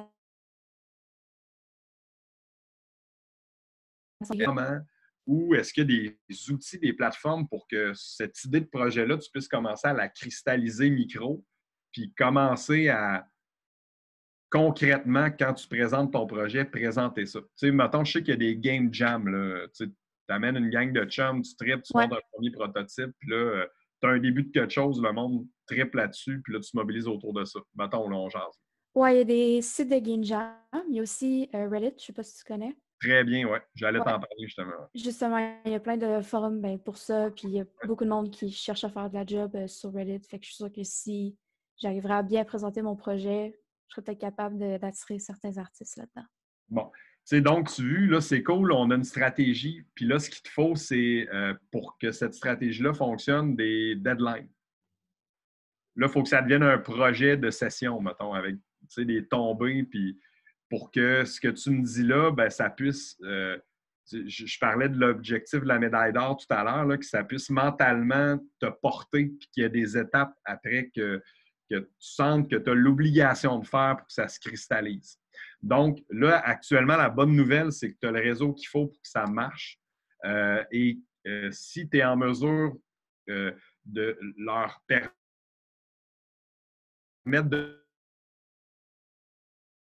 au travers de ton projet, ils vont s'activer puis ils vont se connecter à toi. Puis en plus, il y a un moment où je pense que ces gens-là le font gratuit. Oui, je suis sûre qu'il y en a qui le feraient gratuitement juste pour avoir l'expérience. Exactement. Ça, c'est le fun. Bon, là, maintenant, imaginons que toute l'équipe est là puis le projet est en mer d'aller. Tu parlais de Reddit tout à l'heure. Tu as l'air de bien connaître les médias là, que tu peux utiliser pour faire la promotion de ton produit. Puis de plus en plus, les gens, entre autres sur Reddit, aiment ça voir le développement, l'avancement du projet, comment tout ça fonctionne. Ben, je pense que tes audiences, c'est déjà probablement intuitivement comment aller les chercher. Puis après ça, ben, ton objectif, ça serait de t'assurer. Puis là, tu aurais probablement même un autre objectif qui serait de faire du marketing, de buzz, financement. Peut-être même d'aller chercher via Kickstarter tes premiers early testers, les impliquer dans ta machine. En tout cas, il y a un paquet de stratégies que tu peux mettre de l'avant pour faire ça, pour faire en sorte que le projet avance, se concrétise, puis que les gens ressentent qu'ils contribuent au succès de ton projet pour créer une communauté, un hype, puis au moment du lancement, faire que ça explose. Donc, dans le fond, ce qui est intéressant, là où je vais emmener avec ton cas à toi, dans le fond, c'est que tu as deux audiences vraiment différentes à cibler. On parlait des personas au début. Puis pour chaque audience, tu as le même travail à faire au niveau du plan marketing. Là, tu l'as dit tantôt, intuitivement, ton audience de monde qui veulent travailler dans le projet, tu sais à peu près c'est qui, tu sais à peu près où les rejoindre, tu sais à peu près qu'est-ce qui va les intéresser. Ben, assez même à peu près. C'est pas mal concret ce que tu me dis. Puis là, tu sais ce qui manque pour les séduire. Donc, ça, dans ton plan d'action, ben, c'est comme objectif, créer un premier prototype de projet assez avancé pour intéresser les gens. Fait que, clac. Là, après ça, l'objectif 2, ben, une fois que le prototype est monté et que les gens sont dans le projet, là, c'est justement de commencer à aller chercher la deuxième audience. Donc, ça, c'est vraiment intéressant. Alors, si j'en reviens après ça aux idées là, de stratégie marketing, ben, tu vois, toi, tu serais dans utiliser les réseaux sociaux, entre autres, utiliser les réseaux de proximité. Donc, si par rapport à ça, je continue, puis après, on repassera là, les cas de tous et chacun avec les autres points qu'on peut mettre de l'avant, on peut, ce qu'on appelle faire appel aux influenceurs. Là. Je pense que le mot influenceur, maintenant, il n'y a plus personne qui ne connaît pas ça. Comme exemple, dans le domaine des jeux vidéo, ben, si tu es capable d'avoir un streamer de feu ou plein de petits streamers moins connus qui jouent à des games puis qui veulent tester ton jeu en avant-première pour les impliquer dans ton processus, là, ça te crée une audience puis ça te crée vraiment le buzz. Je reviens après ça à Félix tout à l'heure au niveau de la sandwicherie européenne. Bien, si tu es capable, je ne sais pas moi, à Québec, de trouver plein de petits influenceurs qui ont des comptes Instagram un peu moins boostés, genre des 8000 à peut-être 10 000 followers, mais que c'est des audiences que tu sais qui vont peut-être pouvoir venir chez vous, là, des filles, mettons, qui font du yoga, qui sont à proximité de ton secteur, puis tu leur donnes un sandwich, mettons, ou un mois de sandwich gratuit. Tu leur donnes de ton produit soit une fois ou pendant un certain temps. Bien, tu sais qu'en échange, si tu leur donnes ça, ils vont pouvoir parler de ton produit à leur audience, créer de l'attraction, créer du buzz, puis après ça, tu peux faire des takeovers. Là, tu peux être très créatif au niveau de ce que tu veux proposer, mais ça peut être intéressant. Et aussi, au niveau des influenceurs, vous avez de la chance, vous avez des amis qui connaissent quelqu'un d'occupation double. Nous autres, pour vous donner une idée, on est en train de travailler sur un projet de porte ouverte avec un collège et une des anciennes étudiantes du collège, c'est une fille qui a fait OD. Puis la fille qui fait OD, c'est vraiment l'audience qu'on cherche à aller séduire. Bien, on l'amène dans le projet, puis on fait en sorte que justement cette fille-là puisse parler du collège. Puis au travers son réseau de 200 000 quelques followers et j'en passe, et tous les autres influenceurs qui la suivent, qui vont partager, dans le fond, la vidéo, une fois que ça va être fait, bien, on sait qu'on va créer un buzz naturel, puis on va créer, dans le fond, ce qu'on veut créer pour vraiment pas trop cher. Donc, les influenceurs, souvent, quand on pense à influenceurs, on va penser à ceux qui coûtent cher ou qui sont inaccessibles, qui ont des gros réseaux, mais souvent, dans le fond, c'est encore plus stratégique quand on est en start-up de penser aux petits influenceurs qui ont des petits comptes, mais d'en chercher 100 qui ont des petits comptes. Bien, je dis 100, là, j'exagère, mais ça peut être 10, 20, 30, puis de leur proposer quelque chose d'intéressant. Puis de cette façon-là, bien, vu qu'ils sont plus petits, ils demandent moins, puis ils vont être plus impliqués dans ta marque, puis ils vont plus te demander de suivi par rapport à comment ça avance. Donc, on commence à créer le sentiment d'appartenance, on commence à créer le buzz. Ensuite... Excuse-moi, j'avais une question. Excuse de t'interrompre. Concernant les influenceurs, là, moi, c'est une question que je me suis posée il y a quelques semaines. On parle de combien à peu près pour faire partager son produit, mettons, par quelqu'un sur Instagram, que sur YouTube, mettons, faire une vidéo commanditée, ça varie de combien à combien à peu près en général? Oui, bien, pour bien répondre à ta question, je vais résumer, je fais ça simple au bout là, parce qu'il n'y a rien de simple. C'est normal. Je synthétise. Je ne sais pas si vous êtes familier avec les cotes que les artistes ont. Je ne sais pas si vous avez déjà entendu parler cet artiste-là, c'est un A ou cet artiste, ça ne vous dit rien. Hein? Juste pour vous donner une idée, là, puis ça va. Après ça, je vais ramener ça à l'Union des artistes. Tout le monde connaît Guillaume Lepage ici. Je vais aller chercher un autre artiste. Jay du Temple. Tout le monde connaît Jay du Temple ici? Bon, ce que je veux dire par Guillaume Lepage, qui est peut-être plus de ma génération, puis Jay du Temple de la vôtre, c'est un artiste qu'on appelle un A. Ça veut dire qu'un A, c'est un artiste. Si on a une émission de variété ou on a une couverture de magazine à faire ou on a un show puis on veut créer de l'audience à ce show-là, bien, si on invite un artiste A, bien, cet artiste-là, il est super connu puis il va amener full de monde parce qu'il est super connu. Là, il est très populaire. Donc, il y a des cotes dans le milieu artistique. Puis ces cotes-là, c'est comme relié à la popularité de l'artiste. Donc, Francis Drolet, c'est clairement un Z. En plan dire, si moi, on m'invite à une émission, ça génère de la désaudience. Tout le monde s'en sac. Donc, il n'y a personne qui va vouloir venir à un show parce que je suis là. Mais si on invite Jay du Temple, oh my God, OK, là, ça va changer la donne. Donc, les influenceurs, c'est un peu le même principe. Tu as des influenceurs qui sont bien installés. Je vais prendre Jay du Temple, par exemple. Lui, c'est un influenceur web qui est bien installé puis qui est là pour un bon bout de temps. Donc, Jay, si, mettons, je veux l'approcher versus Serge, qui, lui, a 8000 followers, puis c'est des gens, mettons, qui trippent sur le taekwondo, ça ne sera pas le même prix puis le même niveau de récompense qu'on va donner. Donc, je vais, après ça, maintenant, répondre mieux à ta question. Si on prend les tout petits influenceurs, là, tout à l'heure, je parlais pour Félix des gens, des filles, disons, qui sont fans de yoga, là, qui ont des comptes Instagram, puis généralement, sur leur compte Instagram, il va y avoir du kombucha, il va y avoir une séance de yoga au soleil le week-end, 2-3 shots de leggings, souvent un chat qui est à quelque part dans 2-3 pauses, mais qui est super beau puis bien brossé. Puis après ça, 2, 3, 4, 5, 6 selfies avec des amis de filles puis des activités bien soft, là, bon lifestyle puis de la bonne bouffe. Là. Ben, cette fille-là, mettons, qui a 8000 followers, là, qui est dans la communauté que toi, Félix, tu vises, là, qui est près de Saint-Roch, puis qui est vraiment ton audience, puis c'est les filles qui la suivent ou les gars qui la suivent, c'est ton audience, bien, elle, techniquement, 2-3 bons sandwichs, là, ta canne pour une coupe de pause. En clair, tu l'approches, tu lui proposes quelque chose qui est en lien avec ton produit.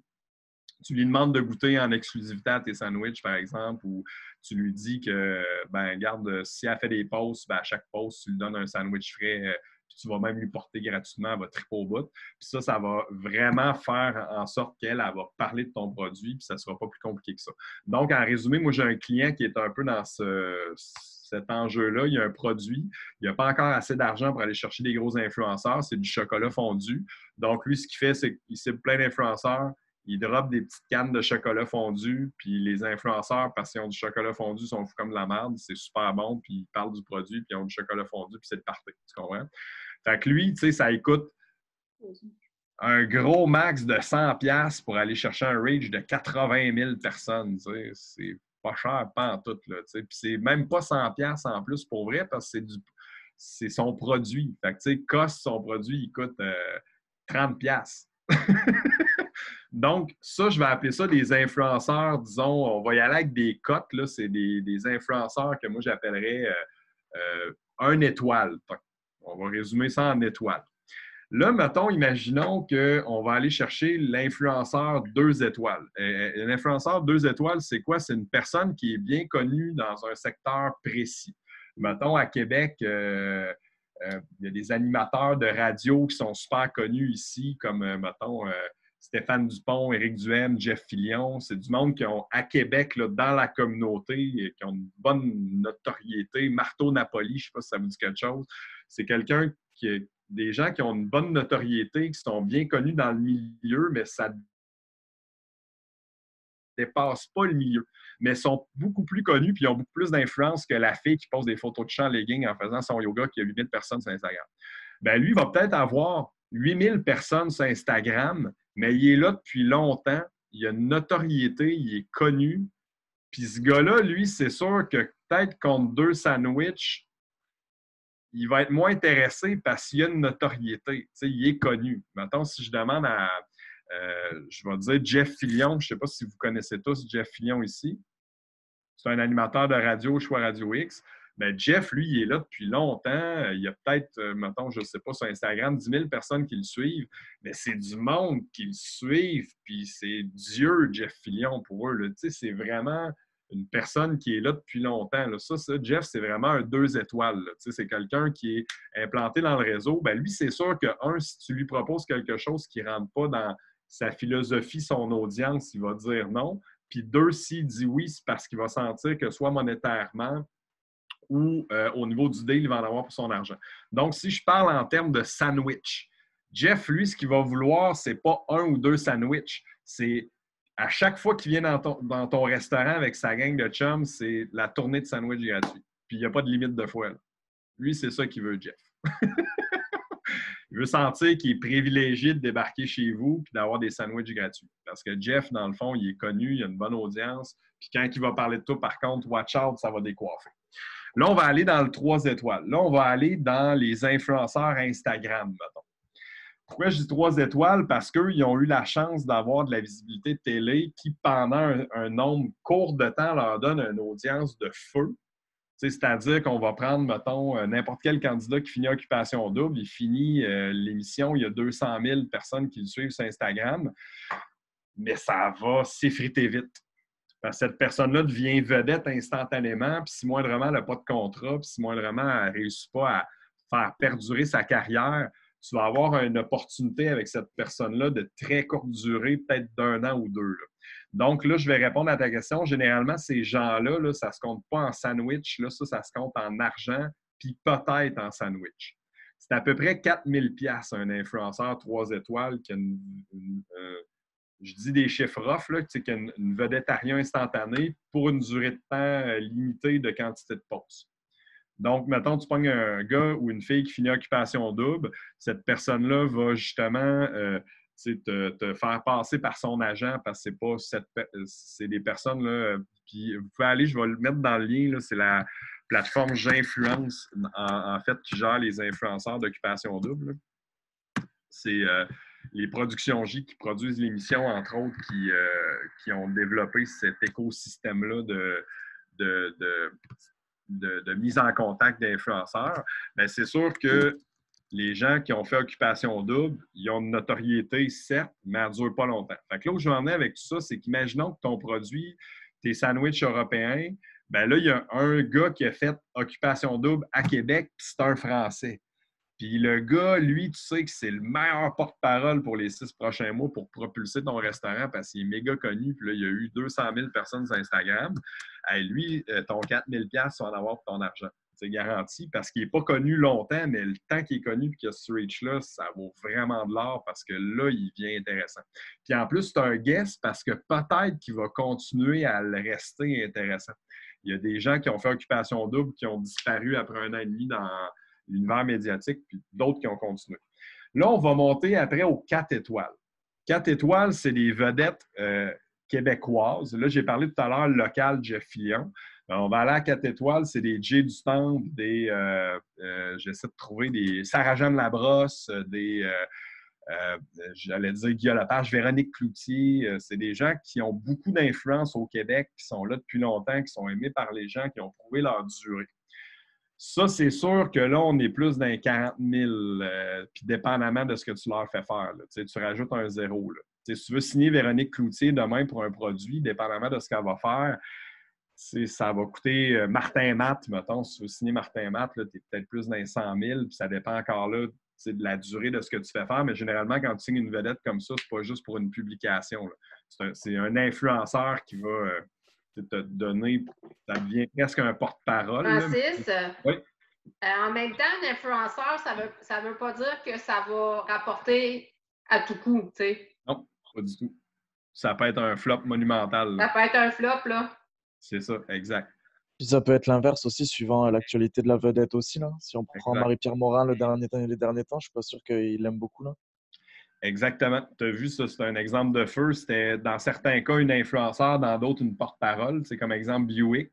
Buick a payé Marie-Pierre pour que ça devienne une porte-parole. Appelons ça un influenceur top, là, qui est connecté à la marque au bout du rouleau. Bien évidemment, eux, quand Marie-Pierre tombe, c'est OK, qu'est-ce qu'on fait pour faire de la pub? Ah, on va pogner les pubs américaines poches, puis on va les traduire, puis tout le monde ici va s'en foutre. Bon, fait que c'est des pertes de revenus considérables. Éric Salvaille qui est tombé, c'est le même principe. Donc, dès que tu connectes une personne à ta marque, il y a un risque, mais c'est un risque qui est quand même intéressant en fonction du prix que tu payes. Puis c'est pour ça que par rapport à ce que je mentionnais tout à l'heure au niveau des étoiles, si au début tu te dis, ben, regarde, je me pogne 50 personnes qui ont 1 étoile, puis au niveau des jeux vidéo, c'est encore plus vrai. Là, si tu pognes plein de petits streamers qui sont moins connus, mais qui trippent sur le genre de jeu que tu as, puis tu maximises tes contacts.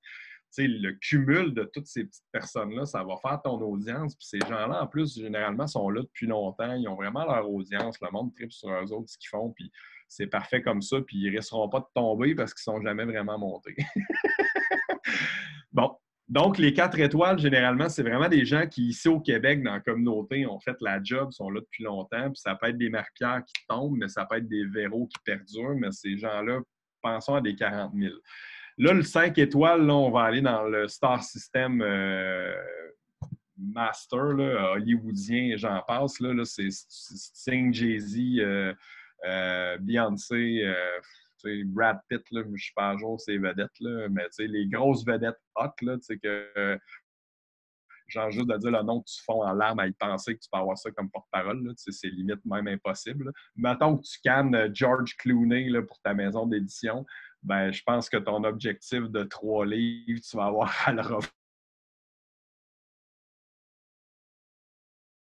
Où je vais en venir, ben, mettons Michel Tremblay, là, au Québec, ça sera un 4 étoiles pour toi, mais si après ça, tu signes Steven Spielberg, en plus, n'importe quoi, là, ça peut être intéressant. Fait qu'un 5 étoiles, c'est de la grosse vedette pas propre, là, qui coûte vraiment cher. C'est l'inaccessible étoile. Ben là, t'es plus dans 400 000 à 4 millions. Là, je veux dire, là, en tout cas, pense à vendre des sandwichs. C'est le conditionnel pour avoir des 5 étoiles. Fait que, bref, j'en reviens à ce que Valérie a mentionné. L'influenceur, c'est une bonne stratégie. Encore là, en fonction des questions qu'on se pose en haut dans le plan. Si pour X, Y raison, moi, je vends, je ne sais pas, moi, un service de formation pour faire des bruits de chat avec ma bouche, y a-t-il vraiment des influenceurs qui peuvent m'aider pour ça? Là? Je suis peut-être mieux d'aller dans les animaleries pour voir le monde un peu weird là, qui pourrait justement fitter avec mon audience. Fait que ceci dit, encore là, tout est une question d'audience et de stratégie. Maintenant, le compte Google My Business, ici, j'ai encore mis un lien pour vous permettre là, d'aller chercher des conseils pratiques à savoir comment faire ça. Mais un compte Google My Business, c'est clair que c'est important. Là, c'est un quick win. Là, ça prend 10 minutes et quart. Ça vous positionne sur Google dans la petite vignette de droite. En plus, il y a plein, quand on fait des recherches sur les ordinateurs, j'entends. Puis il y a plein de petits conseils pratiques là, dans le lien que je vous ai donné. Puis ça, c'est un 5 minutes bien investi. Là, si vous n'avez rien à faire pendant 5 minutes, au lieu de rien faire, faites ça. Ça vaut vraiment la peine. Pendant que Netflix load, là, starter Google My Business, pour vrai, c'est super, super, super priceless. On est toujours dans l'écosystème Google. Google nous permet de payer pour des mots-clés de recherche. Là, imaginons que je reprends le cas de Benjamin là, pour ta maison d'édition. Ben là, c'est sûr que tous les gens qui cherchent, disons, maison d'édition Québec, ben, s'ils tombent sur ton site, ben, c'est des opportunités de générer de la clientèle.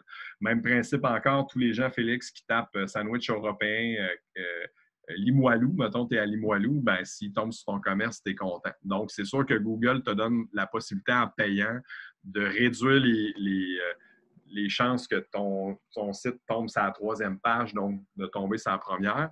Puis Google offre aussi des réseaux de bannières. Là, ça encore là, il y a plein de stratégies pour faire en sorte que la bannière soit intéressante. Mais la stratégie généralement la plus intéressante, c'est ce qu'on appelle le remarketing. Ça veut dire quoi le remarketing? Vous l'avez tous vécu, vous allez sur un site, puis magie sur Facebook, puis sur Internet, je vois rien que tout le temps cette maudite compagnie-là. Là. Comme là, dernièrement, j'ai fait l'erreur d'aller acheter de la bouffe à chat sur le site de Walmart.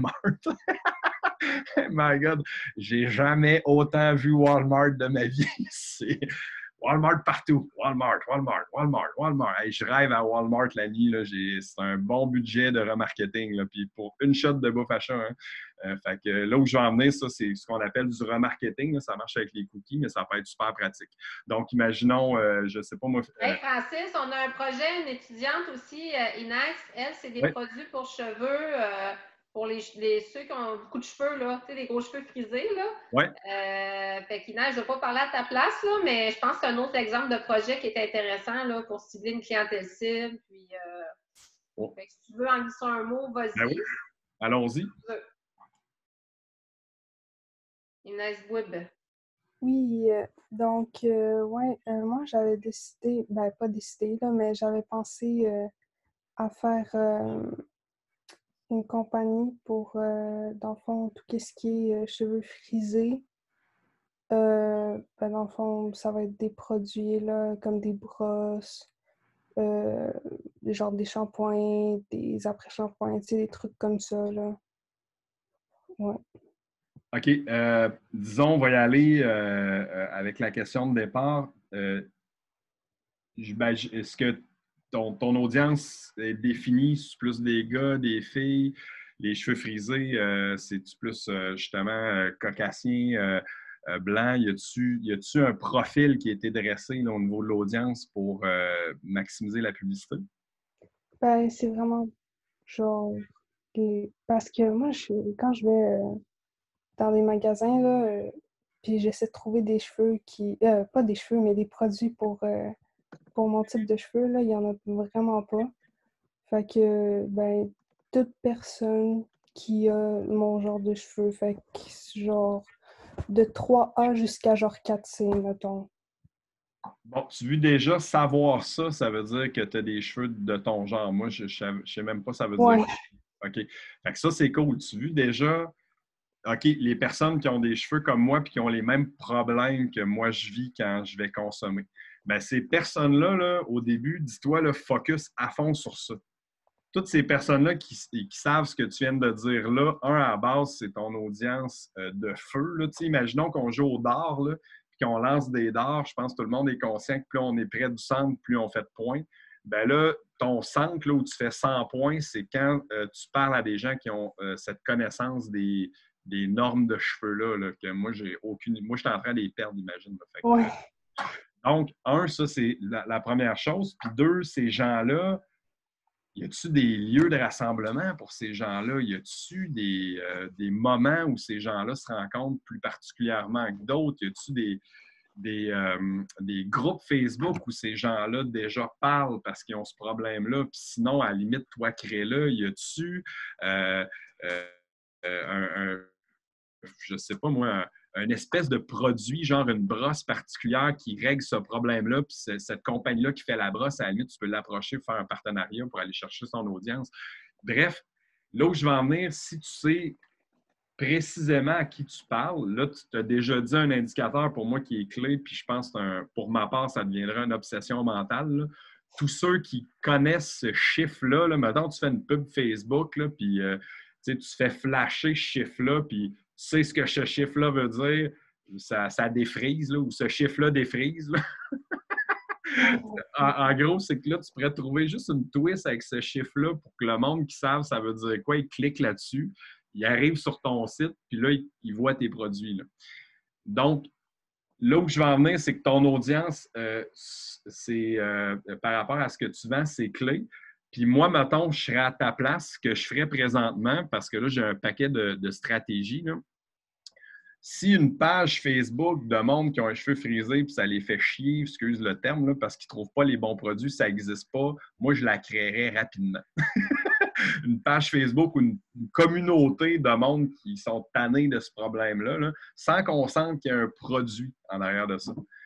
Juste, tu sais, une communauté de monde qui vont s'échanger des solutions par rapport à ça. Hey, moi, je prends de l'aquagel, je dis n'importe quoi, là, parce que c'est vraiment la patente qui marche. Ben, ça peut être des produits bio aussi. Tu sais, ça se peut là, que ça soit des produits aussi, là, non, tu sais, des produits, je ne parle pas d'un citron ou de l'orange, mais ce que je veux dire, là, ça peut même aller là des certains mélanges maison de produits, je ne sais pas, moi.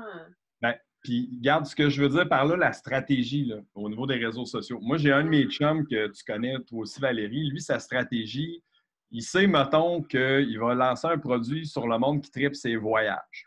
Fait que là, il va lancer un groupe Facebook de monde qui tripe ses voyages puis partager leurs photos de voyage. Mais ça n'a aucun rapport avec sa compagnie.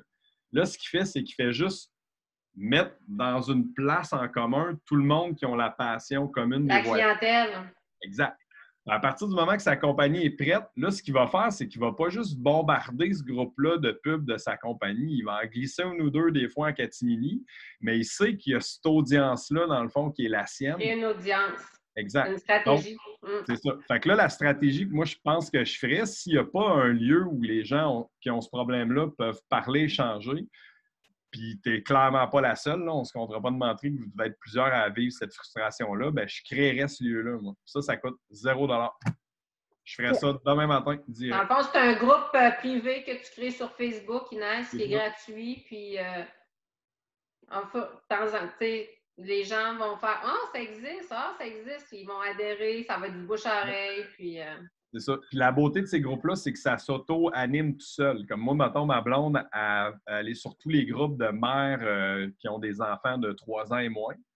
Bien, la personne qui a créé ce groupe-là l'a créé, mais ce n'est pas la personne qui l'a créé qui met le contenu. C'est les mères qui ont des questions, qui se les posent entre elles. Donc, la stratégie, c'est juste de créer le groupe, de faire en sorte que les gens, tu invites tes amis, tous ceux que tu connais qui ont un peu les mêmes problème que toi, puis tu leur demandes de partager ce groupe-là pour que naturellement, ça commence à gonfler. Puis pendant ce temps-là, tu montes ton projet d'affaires. Puis imaginons que le projet ne porte pas fruit, ben à la limite, ce groupe-là, tu peux même leur vendre faire de l'argent avec. Ça peut même être quelque chose qui peut se passer. Là. Mais tu sais, c'est sûr que stratégiquement parce qu'il est déjà 8h40. Parlant, ben,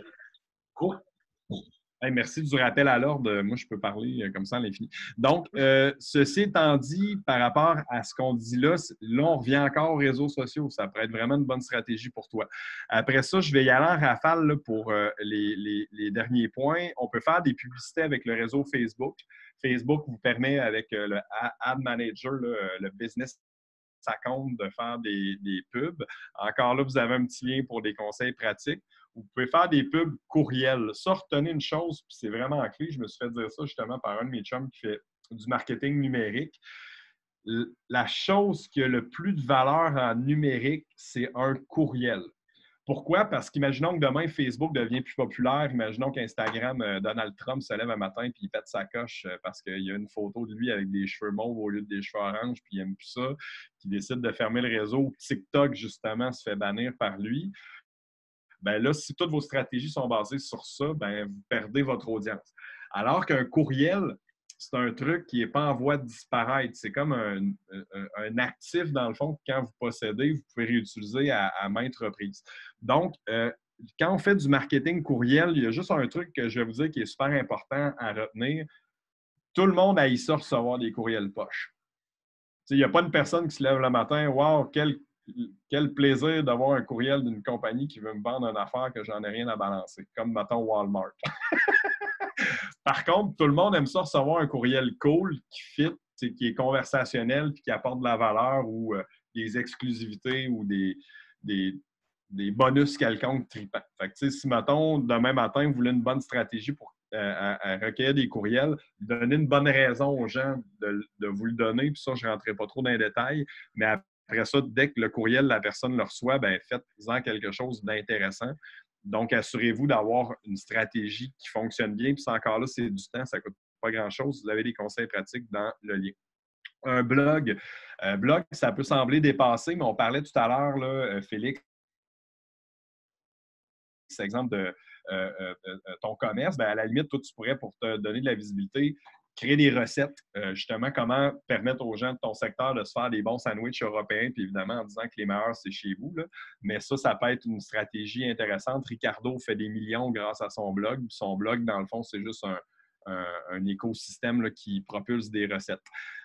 Site web, bien évidemment, un site web, ça reste pratique. On peut le faire par une agence professionnelle ou le faire soi-même. Encore là, si stratégiquement, on considère qu'un site web, c'est bon pour nous, évidemment, je prends l'exemple de Félix pour son commerce. Bien, un site web, tu n'as pas trop le choix d'en avoir un, c'est un commerce, mais c'est pas obligé dans ton cas d'être un outil là, de travail primaire. Fait que tu peux prendre le site Wix, tu pognes un template, tu te fais un très beau site, ça fonctionne très bien. Autre exercice rapide, s'inscrire dans tous les annuaires. Il y a un paquet d'annuaires en ligne. Comme exemple, moi, j'ai une agence, ben, j'inscris mon agence dans tous les répertoires d'agences. Ça prend 10 minutes, c'est fait une fois, puis c'est fait à vie. C'est 10 minutes super bien investi. Concours, promotion, ça marche tempête. Là. Je vous ai mis un lien avec 80 idées de concours et promotion. Mais en gros, on connaît tout le principe. Qu'est-ce qui fait qu'un concours marche bien? Bien, c'est un prix qui est bon. Puis c'est justement un prix qui est à la hauteur, qui est bon à la hauteur de l'exigence demandée. Fait que, si, mettons, tu cours la chance de gagner un sandwich, puis pour gagner un sandwich, tu as un formulaire de 30 pages à remplir. Ton sandwich, après 2 pages, je pense que je vais l'oublier. Si j'ai 26 millions à gagner, fais-moi en remplir 46 des pages, je pense que je vais me rendre jusqu'à la fin. Donc, c'est là que je vais emmener un prix à la hauteur de l'exigence. C'est pour ça que souvent sur Facebook, on a des concours assez simples. Là, share, like, puis invite 2 amis. Tu peux gagner une carte cadeau SAQ. C'est no-brainer. Tout le monde aime ça. Ça marche. Puis ça génère du buzz puis de l'audience. Ensuite de ça, faites le buzz. Bien, ça, j'en ai parlé un peu tantôt là, avec le guérilla marketing. Le buzz, ça veut tout et rien dire à la fois. Mais qu'est-ce que ça veut dire faire le buzz? C'est faire parler de nous pendant un moment court, mais précis. Donc, ça, il y a des stratégies ici dans le lien. Ensuite, participez à des événements ou organisez-les vous-même. Ça, c'est sûr, l'événementiel, le salon, c'est un véhicule qui peut être extrêmement pertinent dépendamment de votre marché. Mais clairement, exemple, Benjamin, toi, peut-être ça peut être la chose qui est game changer pour toi, là, aller dans les salons, justement, où il y a déjà des auteurs ou déjà des gens du milieu qui peuvent te plugger à d'autres gens du milieu. Tu sais, c'est peut-être l'événement qui va faire que ta business va décoller puis ça n'arrêtera plus jamais par la suite. Donc, ça, c'est important au moins de savoir ce qui se passe dans notre domaine d'entreprise comme événement. Minimum, juste savoir ce qui se passe. C'est comme exemple le projet pour les cheveux que tu parlais tout à l'heure. S'il y a un projet, s'il y a un salon de la coiffeur ou des produits là, pour capillaires, ça peut être intéressant d'aller là et poser des questions, justement. Là. Aller voir tous les gens qui ont des kiosques, voir s'il y a des produits pour ça. S'il n'y en a pas, leur dire hey, si jamais il y a un produit pour ça, tu serais intéressant de l'acheter? Ah ouais, oui, cool. Regarde, je vais prendre ta carte. On est en train de travailler sur un prototype. Puis une fois que le prototype est prêt, tu leur fais essayer ton produit. Puis là, tu as une liste de feux, justement, qui te permet de starter en affaires. Autre stratégie, devenez membre de groupes d'affaires. Il y a à Québec un paquet de groupes d'affaires. C'est les gens qui se réunissent le matin à une heure super sexy, c'est-à-dire il faut que tu sois là à 6 heures pour manger des patates fricassées avec des œufs, là, avec du monde qui veulent justement te référer parce que c'est comme des espèces de réseaux d'entraide. Donc, ça peut être intéressant. En classe, si tu t'en vas là, tu déjeunes avec des gens puis tu dis ce que tu fais pour que les gens comprennent ce que tu fais. Puis tout le monde a comme le devoir de se référer un à l'autre pour que ça fonctionne bien. On peut parler de la jeune chambre de commerce. Là. Je disais que ça existe, là, la jeune chambre là, pour les jeunes entrepreneurs. Exact. Ça, c'est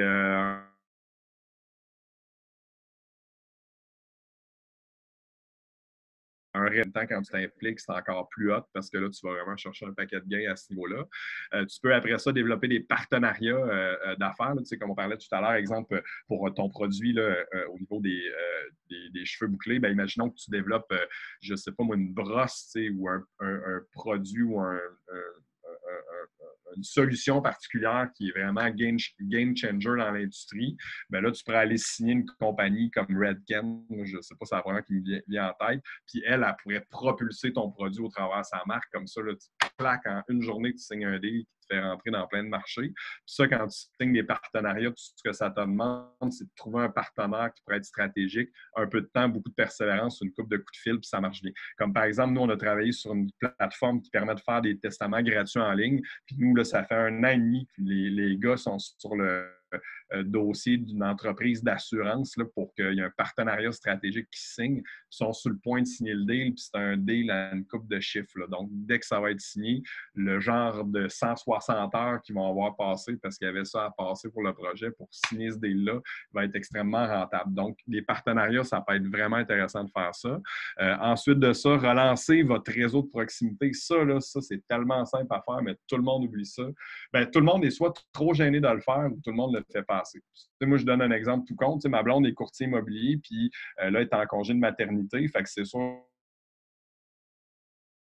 que pour le moment, son réseau, on le tient tranquille. Là. Mais à partir du moment qu'elle recommence, la première affaire qu'on fait, c'est qu'on appelle tout le monde là, qu'on connaît, mais on ne fait pas rien que leur envoyer un petit message.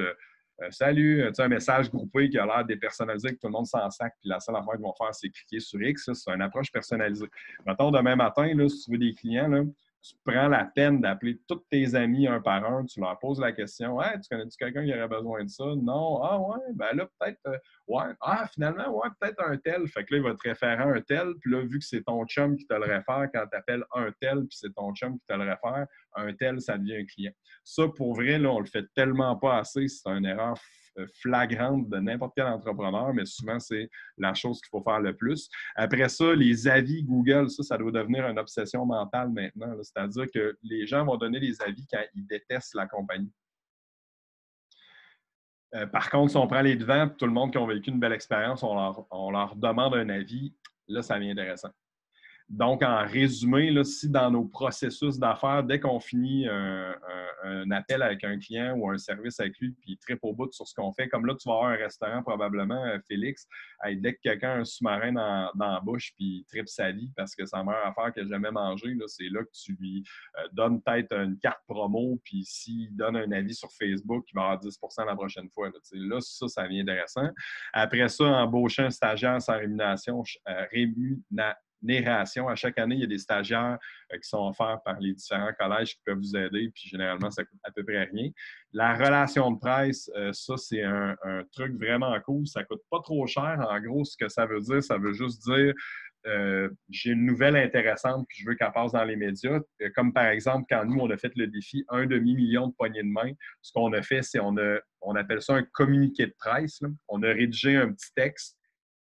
Ça a un format précis. On a rédigé un petit texte, un communiqué de presse. On l'a envoyé. Il y a un endroit là, qu'on appelle, ça s'appelle CMW. Là.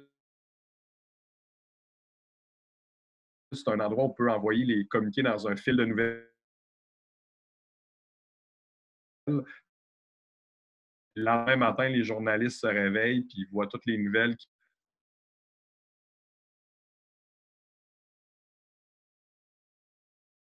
ont beaucoup de visibilité à très faible coût.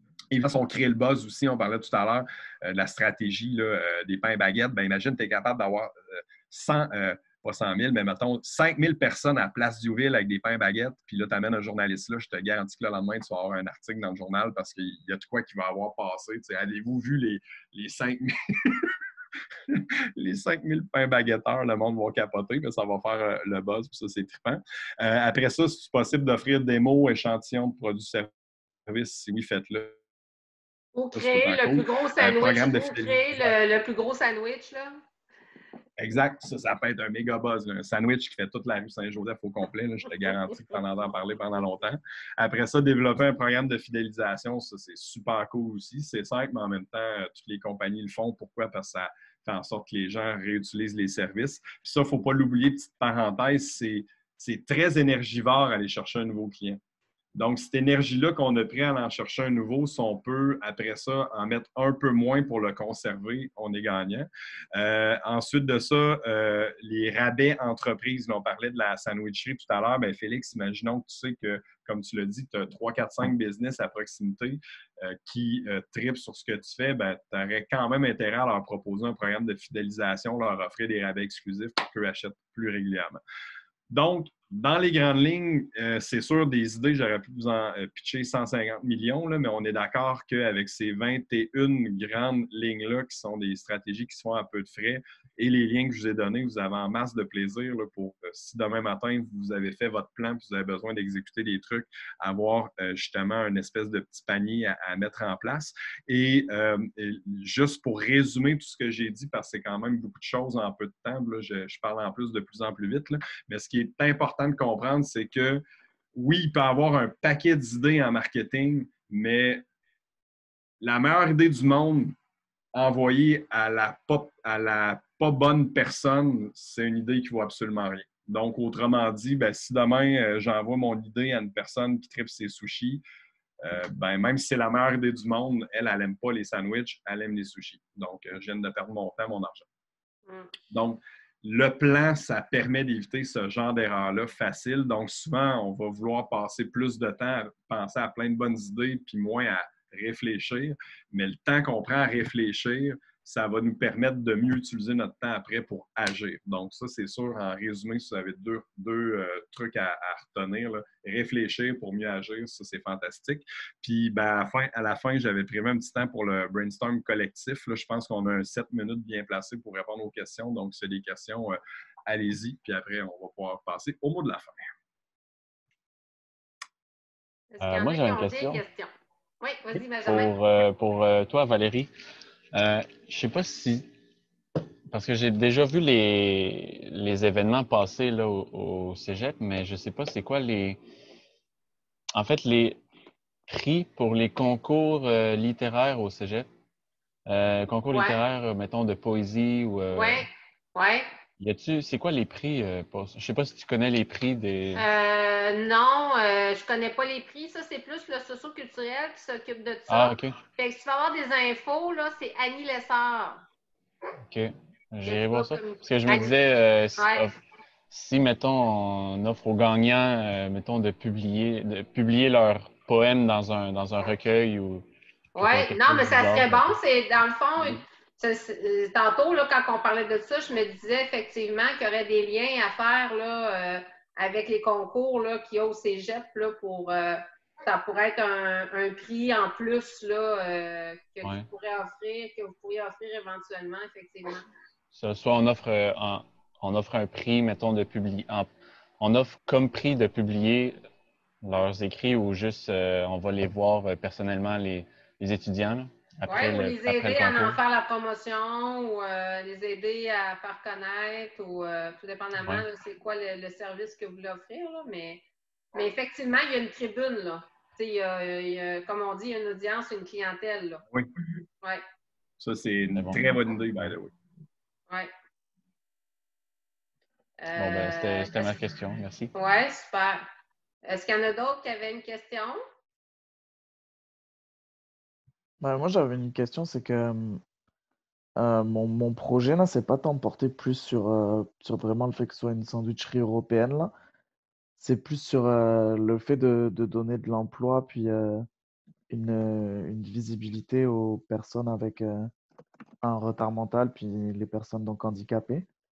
Ce projet-là, je ne l'ai pas inventé du tout, là. C'est parce que c'est en France, il y a déjà une chaîne de café qui fait ça, qui sont déjà bien implantés. Puis ma question, ce serait comment sortir de comment faire différent, parce qu'ils ont déjà une grosse stratégie marketing là.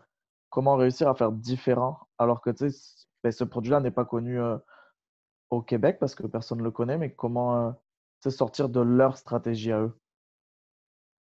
En fait, je vais répondre à cette question-là sous différents angles. Juste repréciser que même si le cœur de ta stratégie, c'est de communiquer que tu t'encourages pas, tu engages des personnes, dans le fond, qui ont je sais pas, généralement, si on peut dire des capacités réduites, là, que tu engages des personnes qui ont soit des déficiences ou des Exactement. capacités réduites.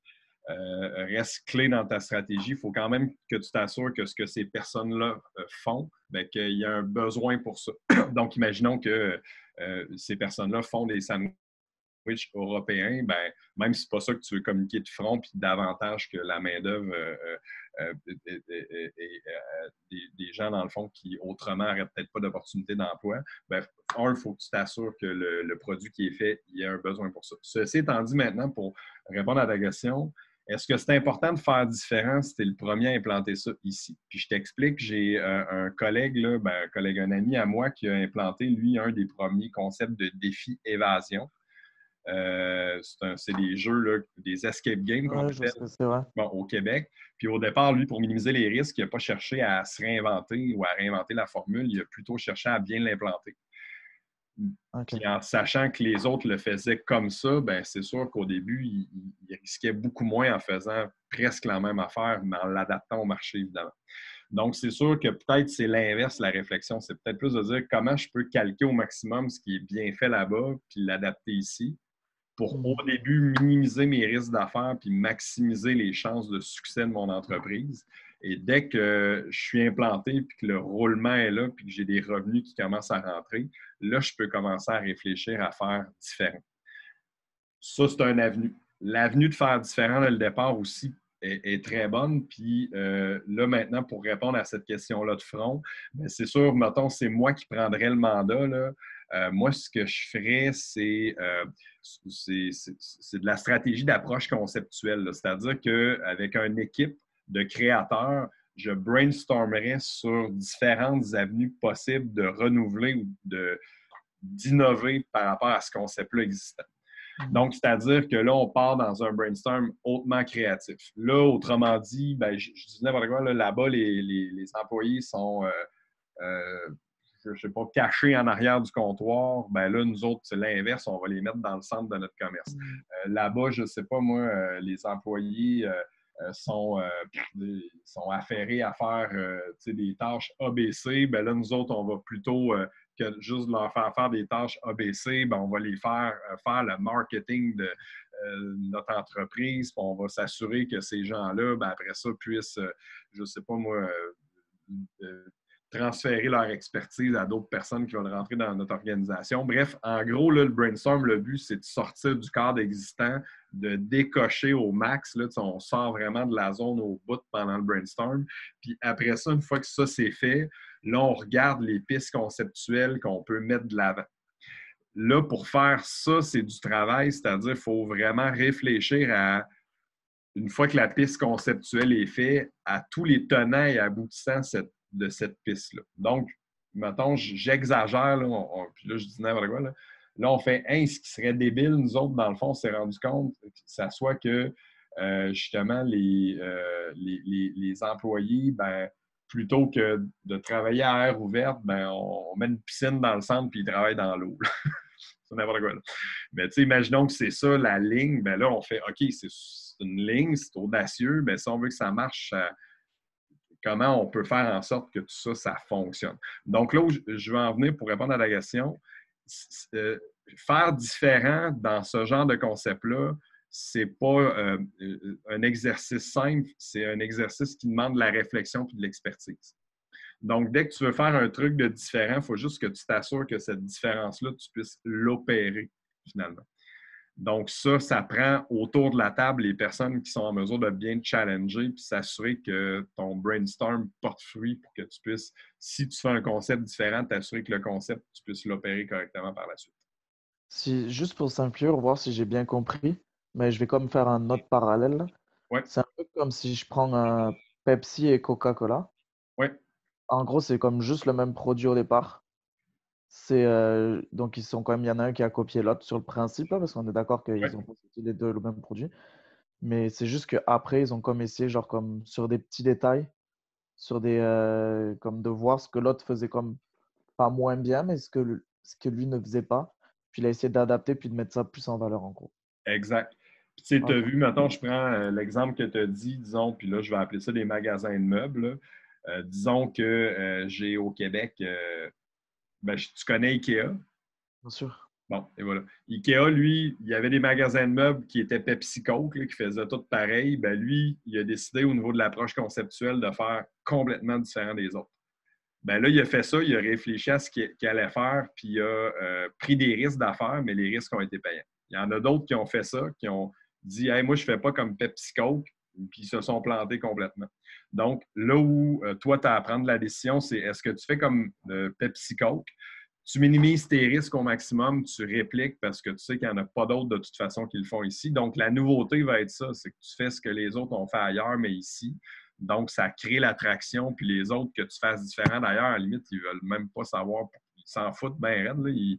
C'est cool que ça soit ici. C'est ça, ils sont juste contents que ce soit arrivé jusqu'à eux, quoi. Exactement. Puis à partir du moment que ça, c'est fait, bien opéré, puis tu sais tout ce qu'eux ont fait pour que ça marche. Fait que, c'est une bible d'opération qui est fantastique. Bien là, après ça, tu dis OK, je capitalise sur ce qui a bien marché, puis là, je vais tester une couple de trucs pour me différencier parce que là, j'ai de l'argent, puis je suis sur le terrain, puis je peux voir ce que je peux faire. OK, good. Merci. Donc, est-ce qu'il y en a d'autres ici? Là, il y a plusieurs personnes qui nous ont écrit dans le chat pour dire qu'ils nous quittaient, mais en général, Francis, tout le monde a adoré ta formation, toute l'information que tu as pu fournir. Donc, tout le monde avait un beau mot à te faire part. Là, fait que, mais là, on n'est pas beaucoup. Mais pour ceux qui sont encore là, est-ce qu'il y avait une dernière petite question? Sinon, ça va être le mot de la fin. Ça va tout le monde? OK, super. Fait que, Francis, je te laisse le mot de la fin. Yes! Ben, en gros, dans le fond, le mot de la fin, c'est pas compliqué. C'est clair que si vous êtes ici, c'est que vous avez des projets ou un projet en tête. Ben, moi, pour ma part, ce que je dis tout le temps au monde qui ont des projets en tête, ben, c'est justement oser rêver, foncer, entourez-vous bien, puis ayez du plaisir. Là. Ça, c'est ce qu'un de mes premiers investisseurs m'avait dit. Dit Francis, tu montes une entreprise, c'est sûr que tu vas te faire chier entre parenthèses, là, je leur dis comment il me l'a dit, parce que ça ne sera pas toujours facile, mais si tu as du plaisir à faire ce que tu fais et ça te fait triper, ben, ces difficultés-là, ça va passer comme du beurre dans le poêle, là. Donc, au final, osez, foncez, puis amusez-vous, c'est le plus important. C'est bon. Puis c'est quoi la dernière phrase que tu as dit tantôt, Francis? C'est réfléchir. Agir. Oui, réfléchir et agir. Oui, c'est ça. C'est bon, ça. Tu le rajouteras dans ton document. Oui, maintenant, je vais le mettre ici comme mot de la fin, réfléchir et ensuite agir. Oui, c'est ça. Puis moi, j'ai souvent pas réfléchi, fait que je vous garantis. Oui, c'est ça. Oui, exactement. Donc, j'ai l'expérience du gars qui a manqué de réfléchir une couple de fois, mais ceci dit, n'hésitez pas. Même des fois, c'est mieux d'y aller spontanément puis d'y aller que de rien faire puis trop réfléchir. Là. Il y a tout le temps une question de balance dans tout ça, là, mais si vous pouvez au moins prendre le temps de réfléchir un peu, puis après ça, suivre ce qu'il y a dans vos tripes, vous allez être gagnant. Donc, ce fut un réel plaisir pour moi. Merci, Francis, pour ta grande générosité. Puis, écoute, Francis va nous donner une autre formation, pas la semaine prochaine, mais l'autre, je crois. Donc, tu vas revenir nous voir, Francis, pour une autre formation. Ça va être sur bâtir des relations, comment bâtir des relations avec les clients, avec les employés, avec notre réseau. Donc, tout est aussi une question de relation en entrepreneuriat, de réseau. Donc, tu vas venir nous échanger là-dessus. Vraiment. Puis ça va être le fun aussi. Puis Valérie, je pense que la formation était filmée, hein, tu disais. Oui, parce que dans le fond, j'ai des étudiants en entrepreneuriat qui ne pouvaient pas être là. Fait que je vais leur partager la formation, dans le fond. Mais ce n'est pas pour partager à tout le monde, là, c'est vraiment pour les étudiants en entrepreneuriat. Fantastique. Donc, pour les gens qui nous regardent en différé. Oui.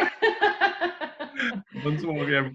Excellent. Salut tout le monde. Bye, Francis. Hey, salut là.